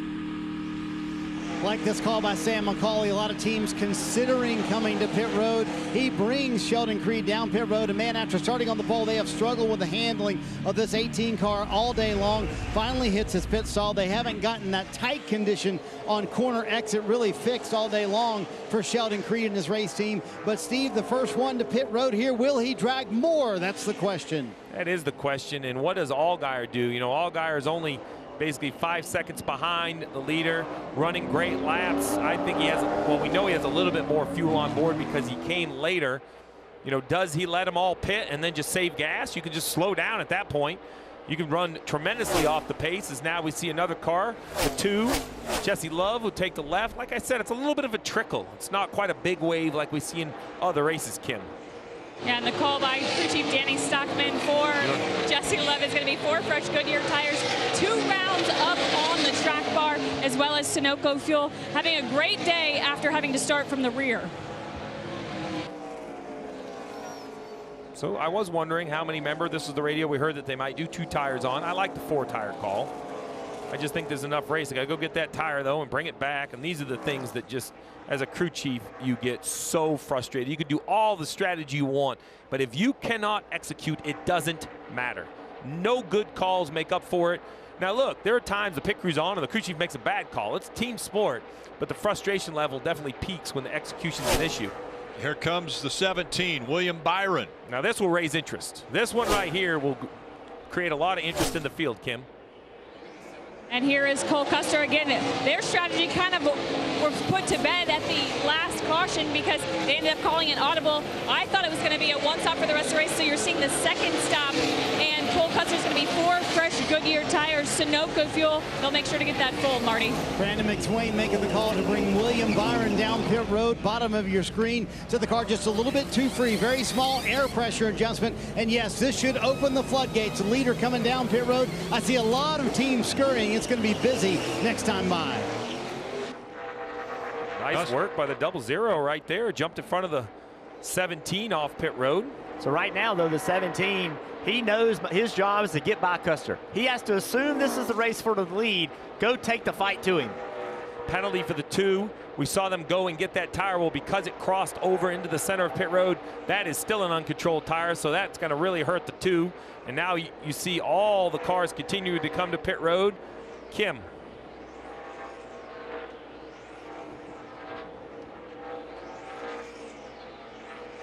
And we'll follow the stop of Chandler Smith in the 81 car. He said it needs a little bit more front turn. He's been battling that all race long. He does have a little bit better lateral security in the rear, though, Marty. Austin Hill's team under the last caution stop to Jeff's point a moment ago gained them 3 spots here on pit road. Let's see what they can do with a green flag stop. So the car's just a little bit too free. He lost his left side mirror. That's his biggest issue inside the car. Riley Herbst there at the very front end of pit road said, quote, the car feels incredible. Now let's watch the blend with these guys where William Byron is.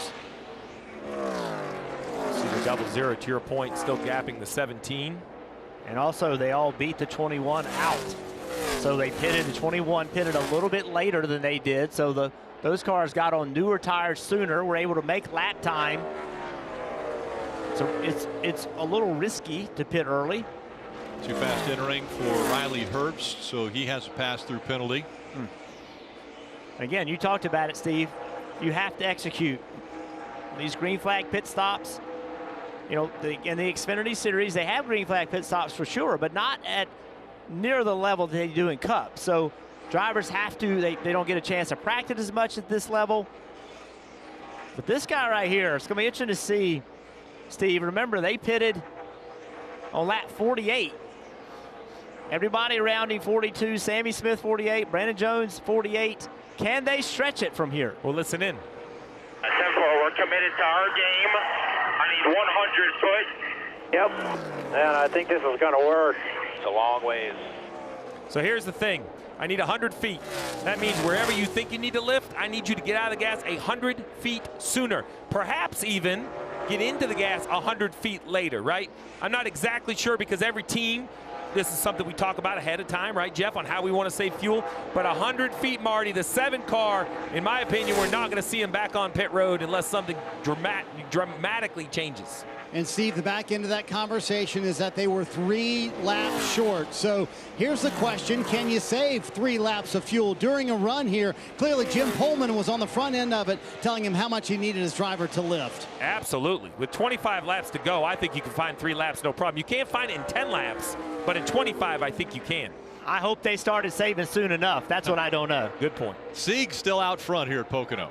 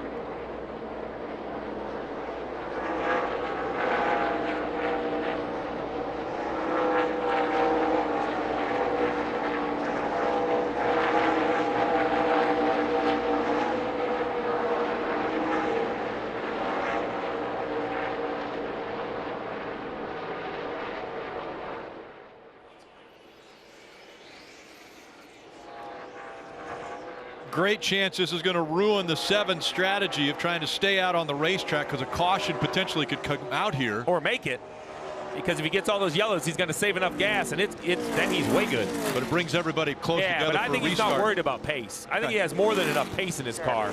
He's more worried about fuel than pace. So I think if you're Jim Pullman right here, I think you're almost okay if the yellow comes out. And it does. So the 35 was stopped. Stephen Mallozzi was stopped on the backstretch, and this is not the way he wanted his first Xfinity Series start to end. So to your point, Rick, you know, they have a little fresher tires, but Cole Custer's all the way back in 14th. So what's really going to be interesting is I think there's a lot of guys that are going to pit. Cole Custer's going to restart like 6th. So now the 7 has to hope he can save enough gas here, or he can run hard when it's time to go with Cole Custer behind him, because he's not going to be able to save gas and hold off the 0-0. Yeah, that's right. If I was driving the 0-0, only thing I needed to know is how slow can I go and them not pass me. That's all I needed to know before this caution came out. Now that this caution has come, now that this caution has come out, I'm confused. Now what do? If I'm Allgaier, do I go as hard as I need to go here? What do? Do we have enough fuel to go this distance? So my job in the 7 just got way more complicated. Before, it was pretty simple, Steve. Just don't let the 0-0 come catch me. I'm going to go that slow. Well, if I'm this man right here. Look at the glass half full. This is going to help our fuel mileage, and we will control the start. There you go. That's the spotter, Eddie DeHunt, and that's exactly what I was going to say. I'm going to clear it up for you, Jeff. I'm going to say, hey, save as much as you can during this yellow, and when we go back green, I need you to race. And if we run out of gas, because we might get more yellows, we might get all this, just go hard. And look, we still got 20 laps to go in this race. Well, I'll give you an update in 6 or 8 laps after we see how well we do on the restart. And he can't pit here.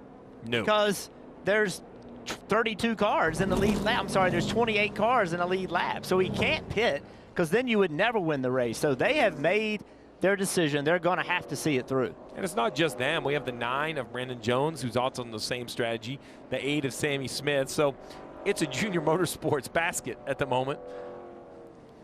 Marty.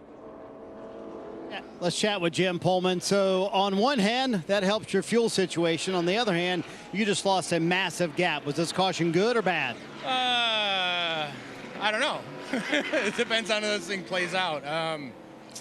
Yeah, I think he's, the 0-0 still buried back there, the first one on tires and fuel. He's I don't know, what, 13th, I think. So, yeah, it hurts in that aspect. I hope all these guys stay out with us now that we've made our bed. Yeah, we'll see how it plays out. Car-wise, you've had enough car, but tire-wise, is that your big concern with the 0-0? Yeah, I mean, he's going to get through there pretty quick on traffic. Hopefully this clean air keeps us out there and really puts us in a good situation. All right, there go Jim Pullman. So, Steve, aren't you glad this is a day when you're glad you're not on top of the pit box, isn't it? Because that sort of helped, it sort of hurt, but you got to leave your driver out at this point if you're Pullman. I don't know, Marty. I get asked all the time, do you miss it? A lot of Sundays I don't, but this Saturday I do. This is what I love the most, was trying to figure out this chess match of fuel. The problem is on the left side, all the 48s I think will stay on the racetrack, but all the 42s I think are going to have to pit. So Williams, Burton, SVG, Weatherman, Sieg, Dye, I think all of those really have to pit. I mean, if they stay out, I just don't see the pathway forward. They're really short on gas.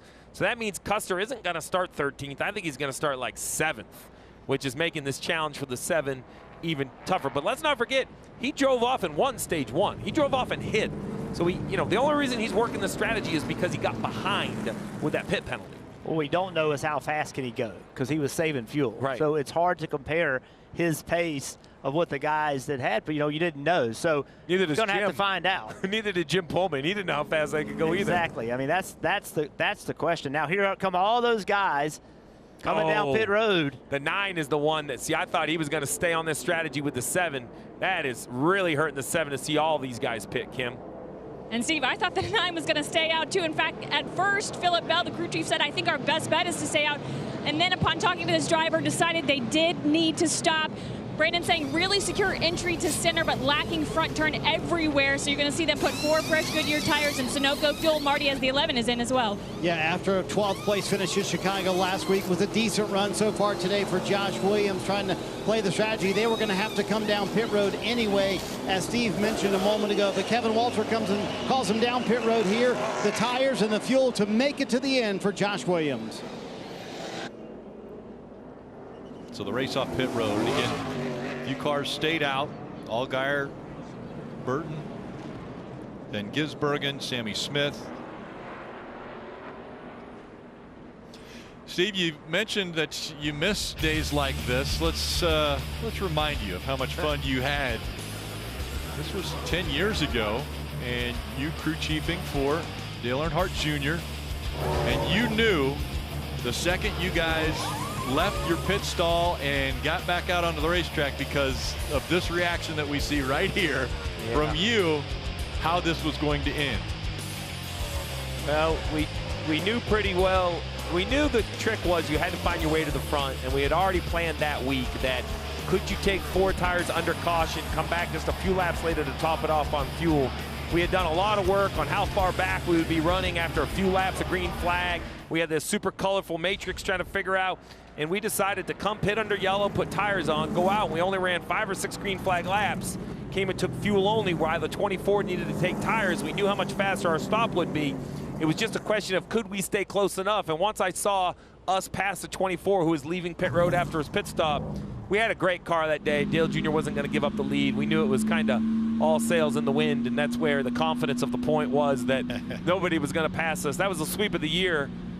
This place is so much fun when you get it right, but I'm going to tell you, I'm lucky we don't have all those highlights where I drop my head in my hands thinking, what have I thought, because I've been on the absolute wrong side of it. Well, we'll wait. We'll wait to show those if Allgaier chooses the wrong strategy here.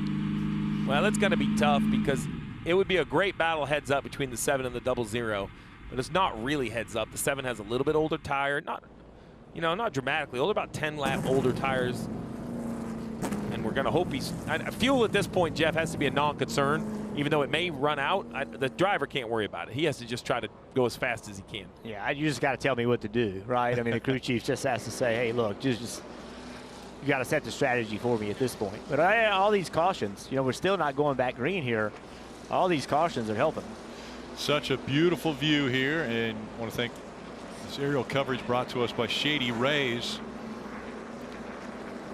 What a shot there that we have seen, and the fans love the racing here at Pocono. Tomorrow, expecting the grandstands to be completely full. I'm going to tell you, I have a couple buddies for this race, and they were walking around out front, and they instantly said, look, it feels like a Cup Sunday out here. Said the midway was packed, T-shirt trailers, it just has this feel, this big feel even on Saturday. Kim. And Jonathan Tony's the one that calls the shots for Cole Custer. Your driver is the first with the freshest tires and the most fuel. How optimistic are you guys, and what are you telling Cole right now? Yeah, we're just getting him up to date, what's going on, what everybody in front of us has got for tires. It's been a crazy day, but we knew that going into it, it's going to be crazy. So we put our man in a position, got him on some good tires, and so we'll see what happens. Speaking of crazy, restarts can be wild here at Pocono. Do you want to see your driver be extra aggressive or maybe a little cautious here? No, you got to go for it now. It's down at the end of the race, and so, we come here to win, so that's what we want to do. So, yeah, we're going to throw caution to the wind, I guess, and see what happens. All right, you heard it. Cole has got the freedom to go for it here on this restart. This team's still looking for their first win of 2024. And remember, Ford is looking for their first win of 2024. So Custer, the closest one to the front right now. So you got the 7 and the 8 and the 5. We have Allgaier, Sammy Smith, and Alfredo, the front 3. Stretching fuel, stretching tires. Behind them, Custer, Byron, Hill, Mayer, Creed. I mean, it is quite a stacked group. We've talked a lot about the situation the 7's in. You just said it, the 8. Sammy Smith, he's in the same exact situation. The difference being that Sammy Smith, he is the last car currently in the playoffs. If you look at points by, he has about a 30-point advantage. If he would have run out of fuel trying to make this work and give up all of those points, that could be a catastrophic day for him. On the other side, if this strategy gets him in victory lane, that locks him into the playoffs. But they have a lot on the that they're gambling with right now with that car.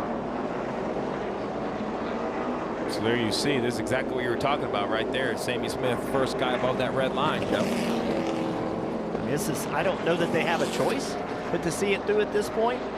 And, chances are we're going to get another caution. We talk about how wild these restarts are. It won't surprise me a bit to get at least one more caution. That would help their situation. We heard from his crew chief. Now let's hear from the driver of the 00. Who are the ones in front of me, and what's their situation? Yeah, it looks like the 7, the 5, and the 8 are all on the same strategy. So they've got probably 25 laps on their tires. 10-4. All right, so Jeff put me behind the wheel of the 00 here. The 5 of Alfredo in front, doing a nice job today. But I think Cole has to be thinking 3 wide. He has to think, let's take this front row 3 wide into 1. Well, he has to be thinking 3 wide, because if he's not, I know the 21 behind him is. And so the best way to keep somebody from making you 3 wide is to make it 3 wide on the guy in front of you. So Custer has to be looking in that mirror. We know how aggressive Austin Hill is, but the same on the outside lane. I think Allgaier's got to be thinking the same thing. It's easier on the outside to prevent that from happening as far as them coming out of you, coming around the outside of you. But this inside, I promise you, it's going to be 3 and maybe 4 wide getting into 1. It'll be 16 laps to go. Remember Allmendinger, he's got his track position back. He had that big slide. By making it 3 wide or 4 wide, he'll certainly be trying it again. Back out in front of the grandstands. Allgaier. Anthony Alfredo. Back into the gas they go. And a great restart by Allgaier. Let's see if he can have this advantage when he gets to 1. They slide out of line. Here comes Cole Custer, 3 wide on the inside for second. Alfredo doing a great job in that second lane, keeping Custer side by side with him, and that's what Allgaier needs. Here comes Custer. He's got the advantage and the momentum as they go into turn 2. He's going to clear the 5. Now he has second. That's going to make the task. Oh, the slide. The 51 of Jeremy Clements. Caution comes back out. And another restart. And this has got to help Allgaier as far as fuel. But he has Cole Custer right next to him. I think it's so well said, Rick, right? We thought it was kind of a coin flip earlier. Now this is without a doubt what he needs for fuel. Now it's all just how fast can the 7 be. I think this will get him there on fuel. Now can his little bit older tires hold off the 00 who made that restart look pretty easy on the bottom. Jeremy Clements right there in the middle, 3 wide. Couldn't tell if there was contact. Well, I see the donut on the right side door. So I wonder if the 98 who was at the top maybe tried to squeeze him down a little bit. Or maybe he was already spinning. It's really hard to tell. He was 26th. Wow, that is such a hard shot. Yeah, it's a big impact. I mean, that's the thing about this place. I hate to use the word routine, but that is what we see most wrecks here look like. And, man, they are all big, big impacts.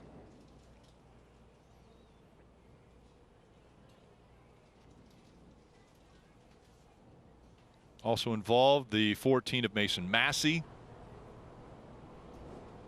Again, 2 and 3 wide. And, if you're watching at home, you're like, why do they keep doing that? Well, if you're not trying to advance your position, you're going to be losing them. And so you have to put yourself in some uncomfortable positions. It's just required. And you have to hope you don't overstep your bounds. You have to hope your car sticks, has good grip. But there's no choice. And it's just, this racetrack is like no other. There's a few that present similar issues. Michigan's one, for example. But it's a very difficult thing to do. And you gotta, if you do it wrong, then you get put 3 wide, and now you're losing momentum 3 wide. There has been 8 races for the Xfinity Series here at Pocono and 8 different winners. The one right now that is poised to change that. And we might have a little fire on the outside of the track here. You see the smoke just outside of the racetrack. That's right at the tunnel. It's right there. Yeah. Where the tunnel. Oh, it's just, it's not smoke. It's not smoke. Well, they're having fun. Good for them. But anyway, I was saying the 00 is the one in position to potentially get a second win here in the Xfinity Series. Cole Custer has one here back in 2019. Yeah, we talked about the importance of play all points. Cole Custer only has 2 right now. Winning races would add to it.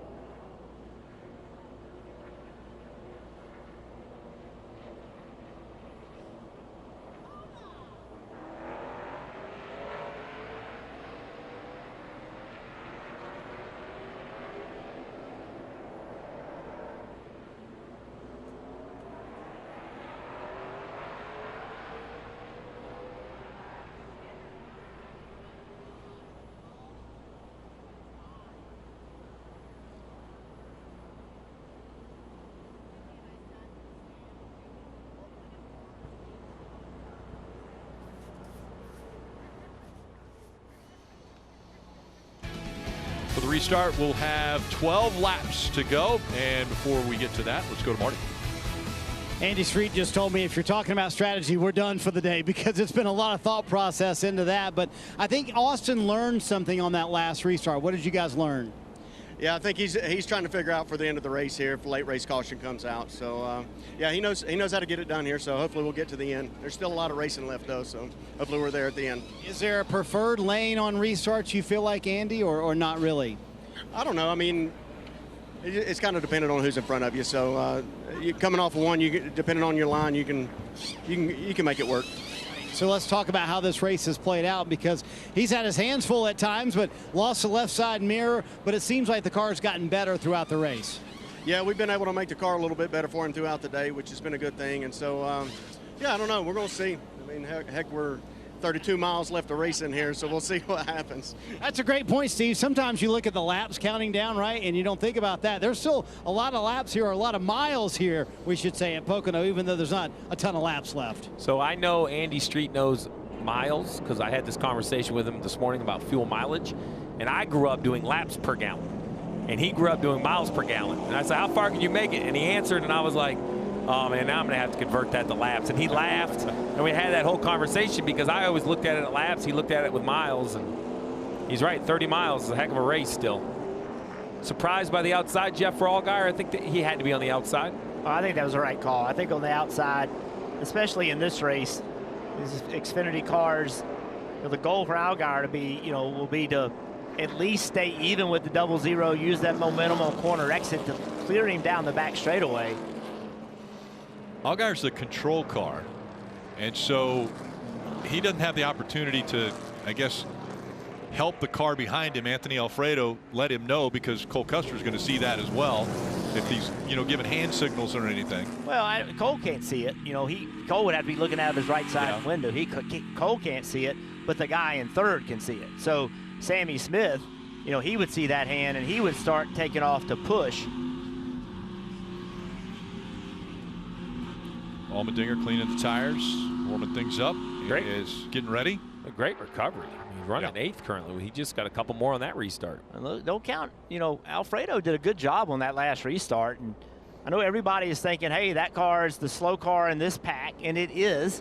But Alfredo is a good race car driver with a fair amount of experience, and he did a good job on the last restart. You shouldn't assume he's not going to do one here. I think if you're Austin Hill, you just got to push him, hope for the best. Getting ready for the restart. It'll be 12 laps remaining. And it's going to become, they're going to take every run, block every run, 2, 3 wide. These just get so crazy. I was going to try to do the math. That's going to be 30 miles, right? 12 laps, 30 miles. I just want to make you do some math, Steve. 32. 30. 2.5 mile racetrack, 12 laps to go.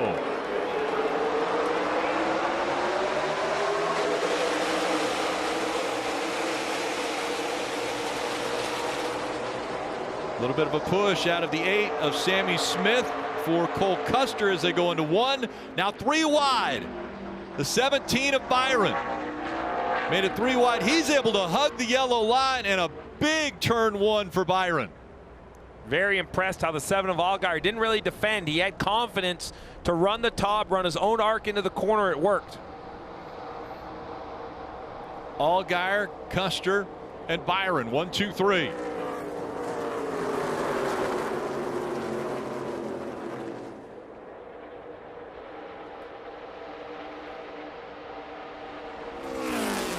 Allgaier with about a 2-car length advantage right now over Custer. Maybe 3. Jim Pullman wanted to know how fast that 7 could be. It looks like he's the fastest car on the racetrack right now.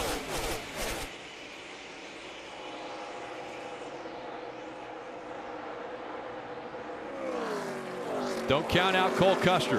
Very hungry to get that first win of 2024. I think he's a little quicker right now. Trying to find his way through is going to be difficult. Allgaier knows he is as well. He knows he cannot miss his marks. You got to drive in, be perfect. You cannot make a mistake. A really nice corner by the 7. Jeff got to the bottom like you were saying. Yeah, and that messed Custer up. He took the air away from him. Gave no air, clean air for that 00. Now Custer running a little bit higher, I think by choice on entry, trying to maybe get turned and get a run on corner exit. Yeah, watch this. Watch how he gains down the front straightaway. How close can he get into turn 1? Will he peek inside as they get there? And peek is the word. Will Custer peek inside, or will Allgaier peek in the mirror and overdrive the corner, right? It's got to be so hard to drive in at your speed knowing that the 00 is breathing on your rear bumper. See, he's better. Now he's got it to the left rear quarter panel. Allgaier trying to block it. So now Allgaier's job is to do the exact same thing he did the last time. Get your left sides on that line. Do not give him any clean air. I thought the 00 didn't overdrive the entry and got to the bottom as well. Much closer into 3. Go to the top now. There you go. I love that move. That was the way to do it. Let's see what kind of momentum the 00 has. Custer's going to go way to the inside, and now he tries to get up to that left rear quarter panel. Can't do it as they get into 1, under 9 laps to go. The 00 is clearly faster through 1 and through 3, but he's got to be able to take this run. Now he's in a position he needs to be going into the tunnel turn. Down low, he clears the 7, back up the racetrack and into 2. Oh, he missed it a little bit. Allgaier trying to take advantage.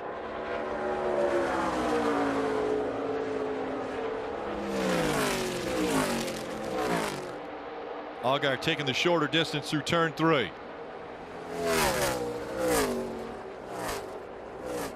Down the front stretch, Allgaier trying to draft off of Custer. 8 laps to go.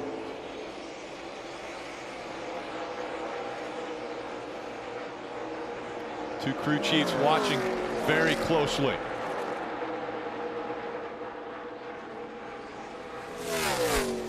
Hey, the 7's doing a nice job. I thought the 00 was going to kind of drive away a little bit, but the 7, to your point, Rick, is using that draft to stay at least within touch. Our tires going to make a big difference because a lot fresher tires for Cole Custer. Well, I think that's what you're seeing right here. That 7 was really good early. I'd have to think a few lap older tires is making a difference. Now look, not undrivable. Oh, as we see SVG go around. He was running 10th. I was just getting ready to say that he was having a good finish to this race. And on the radio, it sounds as though someone might have helped him go around here. Caution comes out. That means another restart. And for Allgaier, I think you have to be happy with that, just because I don't know if he was going to find his way past Custer. Maybe I'm wrong. Maybe he was, trying to find a way around. But, restart brings in a lot of opportunity. Let's see what happens. Wow. Oh boy. Yeah, that kind of speaks for itself. I don't know if there was something happened prior to that, but you can see right here, there's, Shane is in the corner. He's not catching the guy in front of him. He's not also falling back from him, and Sam Mayer just completely misjudges that. Listen into the 1 radio.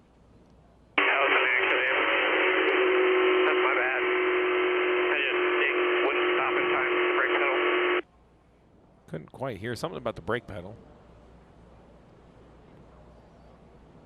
So the 1 of Sam Mayer gets into the back of the 97. Around he goes. Caution comes out.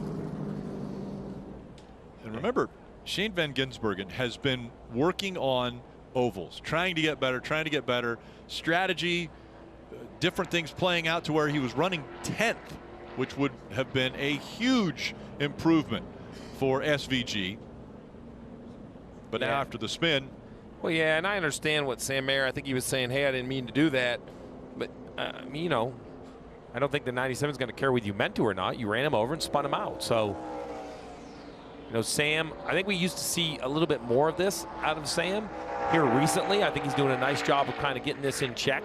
But days like this for 10th, Rick, are not great days you want to have an enemy. And Sam's a very good road course racer, so he may look at SVG and think, man, I don't race him a whole lot at the ovals. First of all, he was racing him today, so the 97 is improving, to your point. But also, you know, if you think you're going to win a road course race, you're going to have to race this 97 anywhere we go. Yeah, we've seen Anthony Alfredo with some strategy, getting track position, and he's doing a nice job. You know, he has old tires as well, still running here in 8th position. He's done every restart. He's done a good job. The one restart he got shoved out of the lane. It really wasn't his fault. Yeah, he got put in a bad situation. But Alfredo's done a really nice job with those old tires. Kim. And a great job today by Taylor Gray in that 9th position currently. He finished yesterday in the Truck Series race a 4th position. And this is his first race in the Xfinity Series all the way back to Charlotte, where he finished 12th. And I asked him, you know, how helpful is it having been in the truck yesterday? He said, only about 10% helpful. The biggest thing he needs to do, being not in the Xfinity Series car week after week, is adapt. We've seen him do that today. Right now, he just said he needed a little bit more rear grip on entry.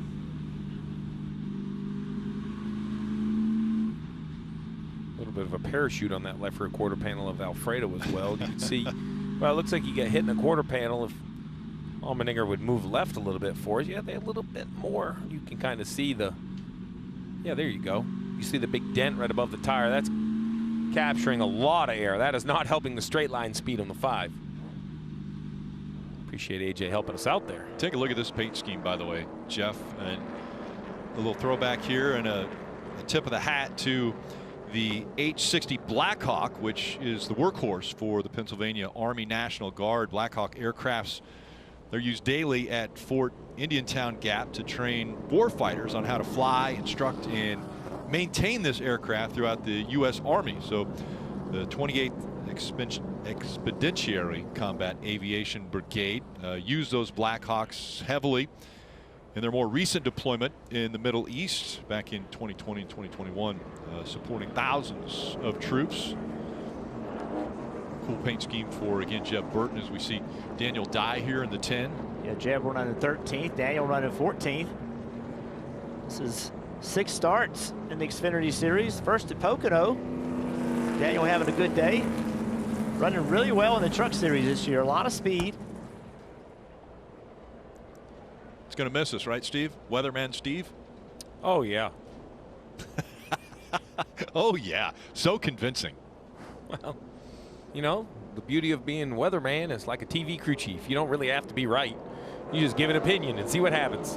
50%. So lights are off. Here's the choose. Now, I'm going to tell you, I think that the 7, having the 17 behind them, is a good situation. I think that's a really good pusher. So we'll see if the 7 can get a good start, Marty, and then hold whatever the push is coming from the 17. Steve Justin Allgaier still in the game, and Eddie DeHaan gave him a little pep talk right before the choose. Listen in. Let's take a shot at this thing. You spun him last time. Remember what I told you earlier about history here? Copy. You got to drive that thing in deep into 1 and hope he overdrives it, and then it's game on. You can do it. Got to drive it in and hope he overdrives it. That a good plan in your estimation, Jeff? Well, hope is not a strategy, but you know, if you're Allgaier, you have to look. He's an experienced race car driver. He's got to maximize his entry speed for sure and hope the bottom works. That's all you can do. That's all anybody can do. I think Steve's point about the 17 and William Byron behind him, I think that's a really good pusher. You have to protect to keep William from putting you 3 wide, but look next to William Byron in the 18 car. We keep talking about Sheldon Creed, how many second place finishes he has. Can he get the win? I'm telling you guys, I've been talking to Sheldon. He is confident. He is ready to win a race. He is, all these experiences of running second, a lot of people talk about it being a bad thing. He doesn't view it like that at all. He wants to win, but he's excited that they run good enough to be in position to do that. And he is going to give everything that he's got with only 5 to go. I can assure you of that. Rubbing the hands together. Is it going to happen? So it will be 4 laps. 4 remaining when they come back by for the green flag. Again, Sheldon Creed in that second row just behind the 00. Of Cole Custer. William Byron behind the 7 of Allgaier. Control car is 00. And Creed was right on his back bumper when they got into the restart zone. They are bumper to bumper as they go into one. The 17 breaks off, but a huge push for the 7. Allgaier back out front. And then right away, the 00 of Custer with the momentum. He'll take the lead back away on Long Pond. Whoa, do you see how big that bump was, the 00 hit? Slowed him down a little bit. Now through 2. Side by side. William Byron back there just waiting. William Byron needs to check up a little bit here, not be on their bumper getting into the corner. Hope they get slow through the middle to take advantage of it. Oh, the 7 with the crossover, a big run. Can he get to the quarter panel? If he does, can the 17 help? 00 pulling away now from the 7 as they go down the front stretch. 3 laps to go.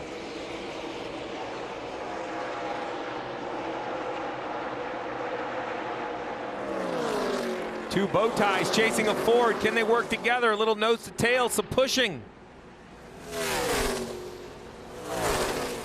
Cole Custer doesn't want to give him any draft. Allgaier now 3 car lengths back. This is where it gets tough for the trailing car. This is the worst corner for Aero. You can see Allgaier just could not keep his car on the bottom of the racetrack. That allowed Cole Custer to get away from him. And a spin behind. Everybody's headed the right direction. That's Shane Van Gisbergen going to be in again. Coming up on 2 laps to go.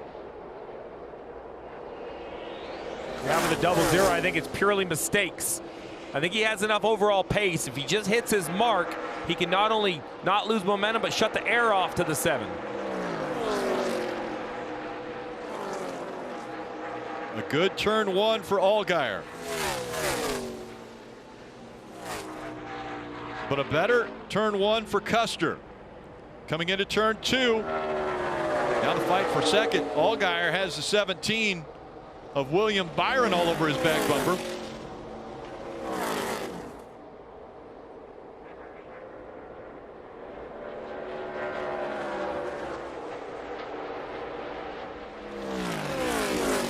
Cole Custer looking to get Ford their first win of 2024 and his first win of the season.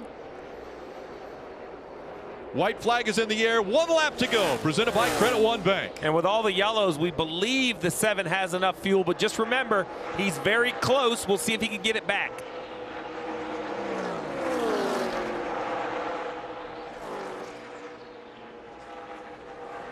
Cole Custer's year has been an impressive one that has just been lacking in wins.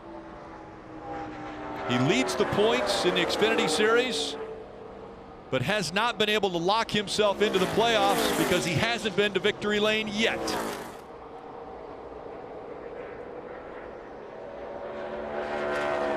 Into turn 3, a big advantage over the 7. Cole Custer, the reigning Xfinity Series champion, comes onto the straightaway, and Custer is going to win at Pocono. Race over, guys. Thank you guys so much. That was unbelievable race car. That was you guys did a great job. JT, everybody at the shop. I know you guys have been working really hard. It's been frustrating, but you guys brought a piece today. Way to drive the wheels off that thing, Cole Custer. Pit crew, awesome job. Andy Houston, Tricky, guys, or Trevor, I appreciate it, guys. Man, we got this monkey off our back now. We're going to go have fun the rest of this year. That's right. Thank you, guys. That's what it means. William Byron goes by and gives him the thumbs up. Creed finishes 4th. Taylor Gray, a 5th place finish for the young man.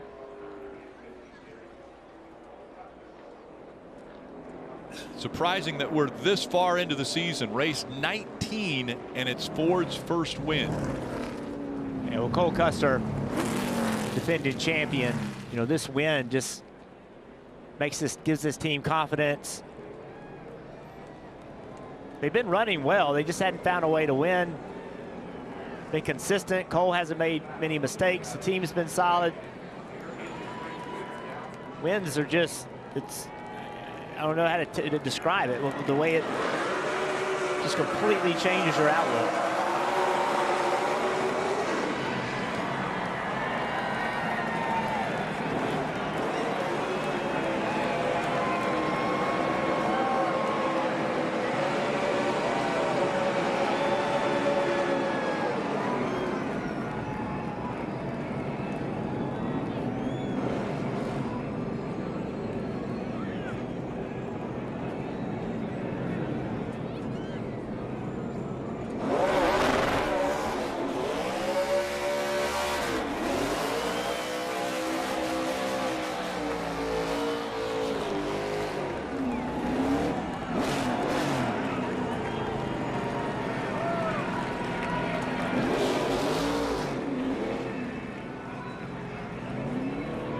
Remember, Cole Custer is still auditioning.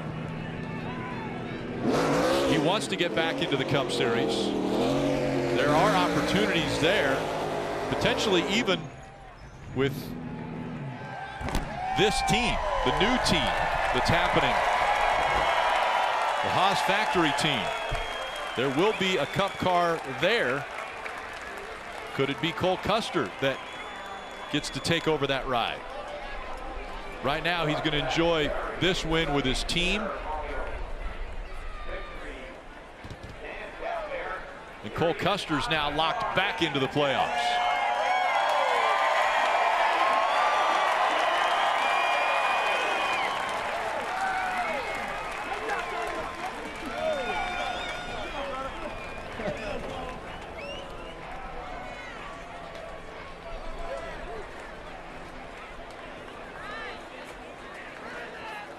Kim's down there with it.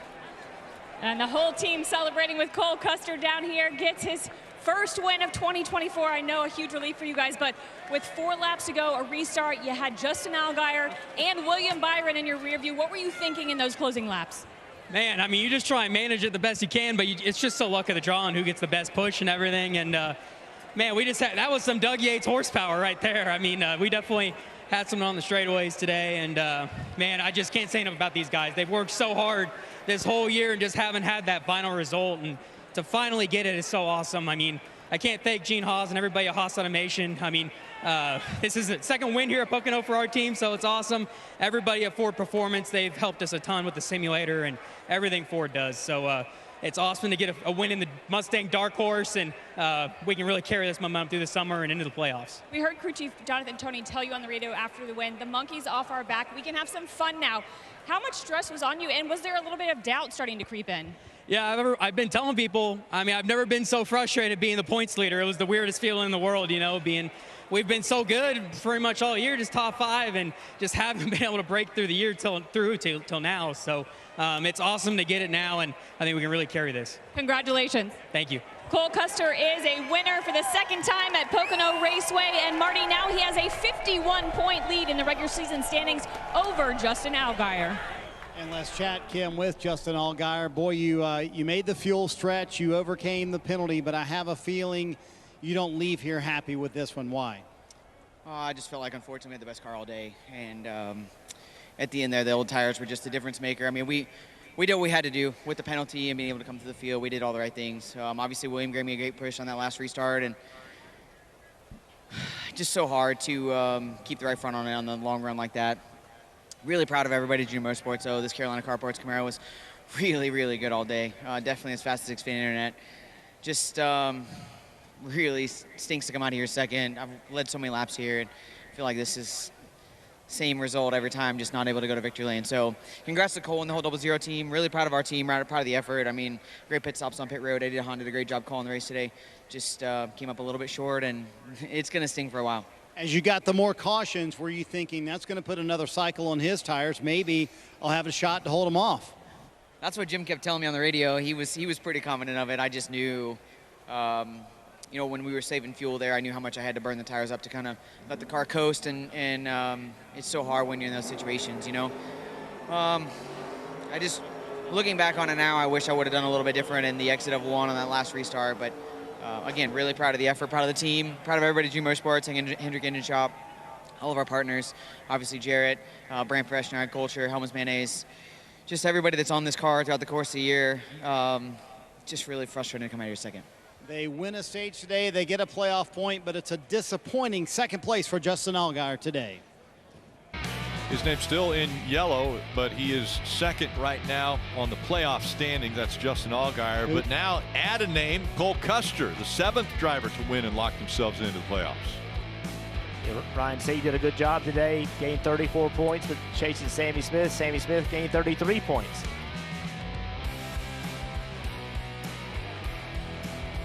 .22 points separating Sammy Smith and Ryan C. Marty. William Byron digesting the third place finish today, and kind of walk me through the day. What did you learn that might be able to help you out tomorrow? I don't know. These things are so different, but just thanks to Mr. Hendrick, you know, happy birthday to him, and just thankful that he let me come and enjoy this car and run with these 17 guys. But I definitely did learn a lot about the racetrack and the restarts. So the restarts were fun there at the end. You know, I was able to push the 7, and then I felt like I was going to have a chance to pop out there 3 wide, and I did. I just couldn't carry the entry speed that those guys could into 1. So just a couple little things here and there, but the car is so much more slop than the Cup car now. So the Cup car is so much more rigid, so I'll have to put this in a memory bank for next time. But really happy with the run, and, you know, considering the flat tire there into 3, to be able to, you know, pass all those guys and get off strategy and come back was pretty good. Good day for William Byron. He winds up 3rd. And Marty mentioned it. Tomorrow, the Cup race. Could you learn anything here? What do you think about William Byron's chances tomorrow when he gets behind the wheel of his Cup car? Well, he looked great in practice, great in qualifying. I mean, he has to be one of the favorites, but the problem is one of is the key word. I mean, I thought Truex looked really good. Denny Hamlin is always so good here. There's 6 or 8 names that I thought really were maybe just a little bit above the rest of the field. Who can manage the race the best? Yeah, what about pole sitter Ty Gibbs? You know, could he get his first Cup win? Obviously fast in practice, sat on the, you know, has best starting position. That team has been they've been close. It would not surprise me one bit to see him get it done. And again, more racing tonight on NBC. It's NTT IndyCar Series. That'll be the first race of 2 at Iowa, then back at it tomorrow at noon on NBC as the celebration continues for Cole Custer. And tomorrow it's Countdown to Green on USA at 2 o'clock and 2:30 the race. Remember, we're embedded in stage 2 with Ryan Blaney and Todd Gilliland. This has got to be a great feeling for Cole Custer and this 00 team getting the win here. Well, you heard him talk about Ford, the body, the motor. Pocono is a test of that. You have to have great horsepower, great setup, great pit stops. You really have to put everything together. You saw one mistake from the 7 kind of took him just a little bit out of the race. The NASCAR and motorsports coverage available on NBCSports.com. Coming up next on USA, Chris Lee Knows Best. At Pocono, it ended up being late restart where Cole Custer was able to outduel the 7. Justin Allgaier, and Cole Custer grabs his first win of 2024. He's locked into the playoffs and now can defend his title. Hello and welcome.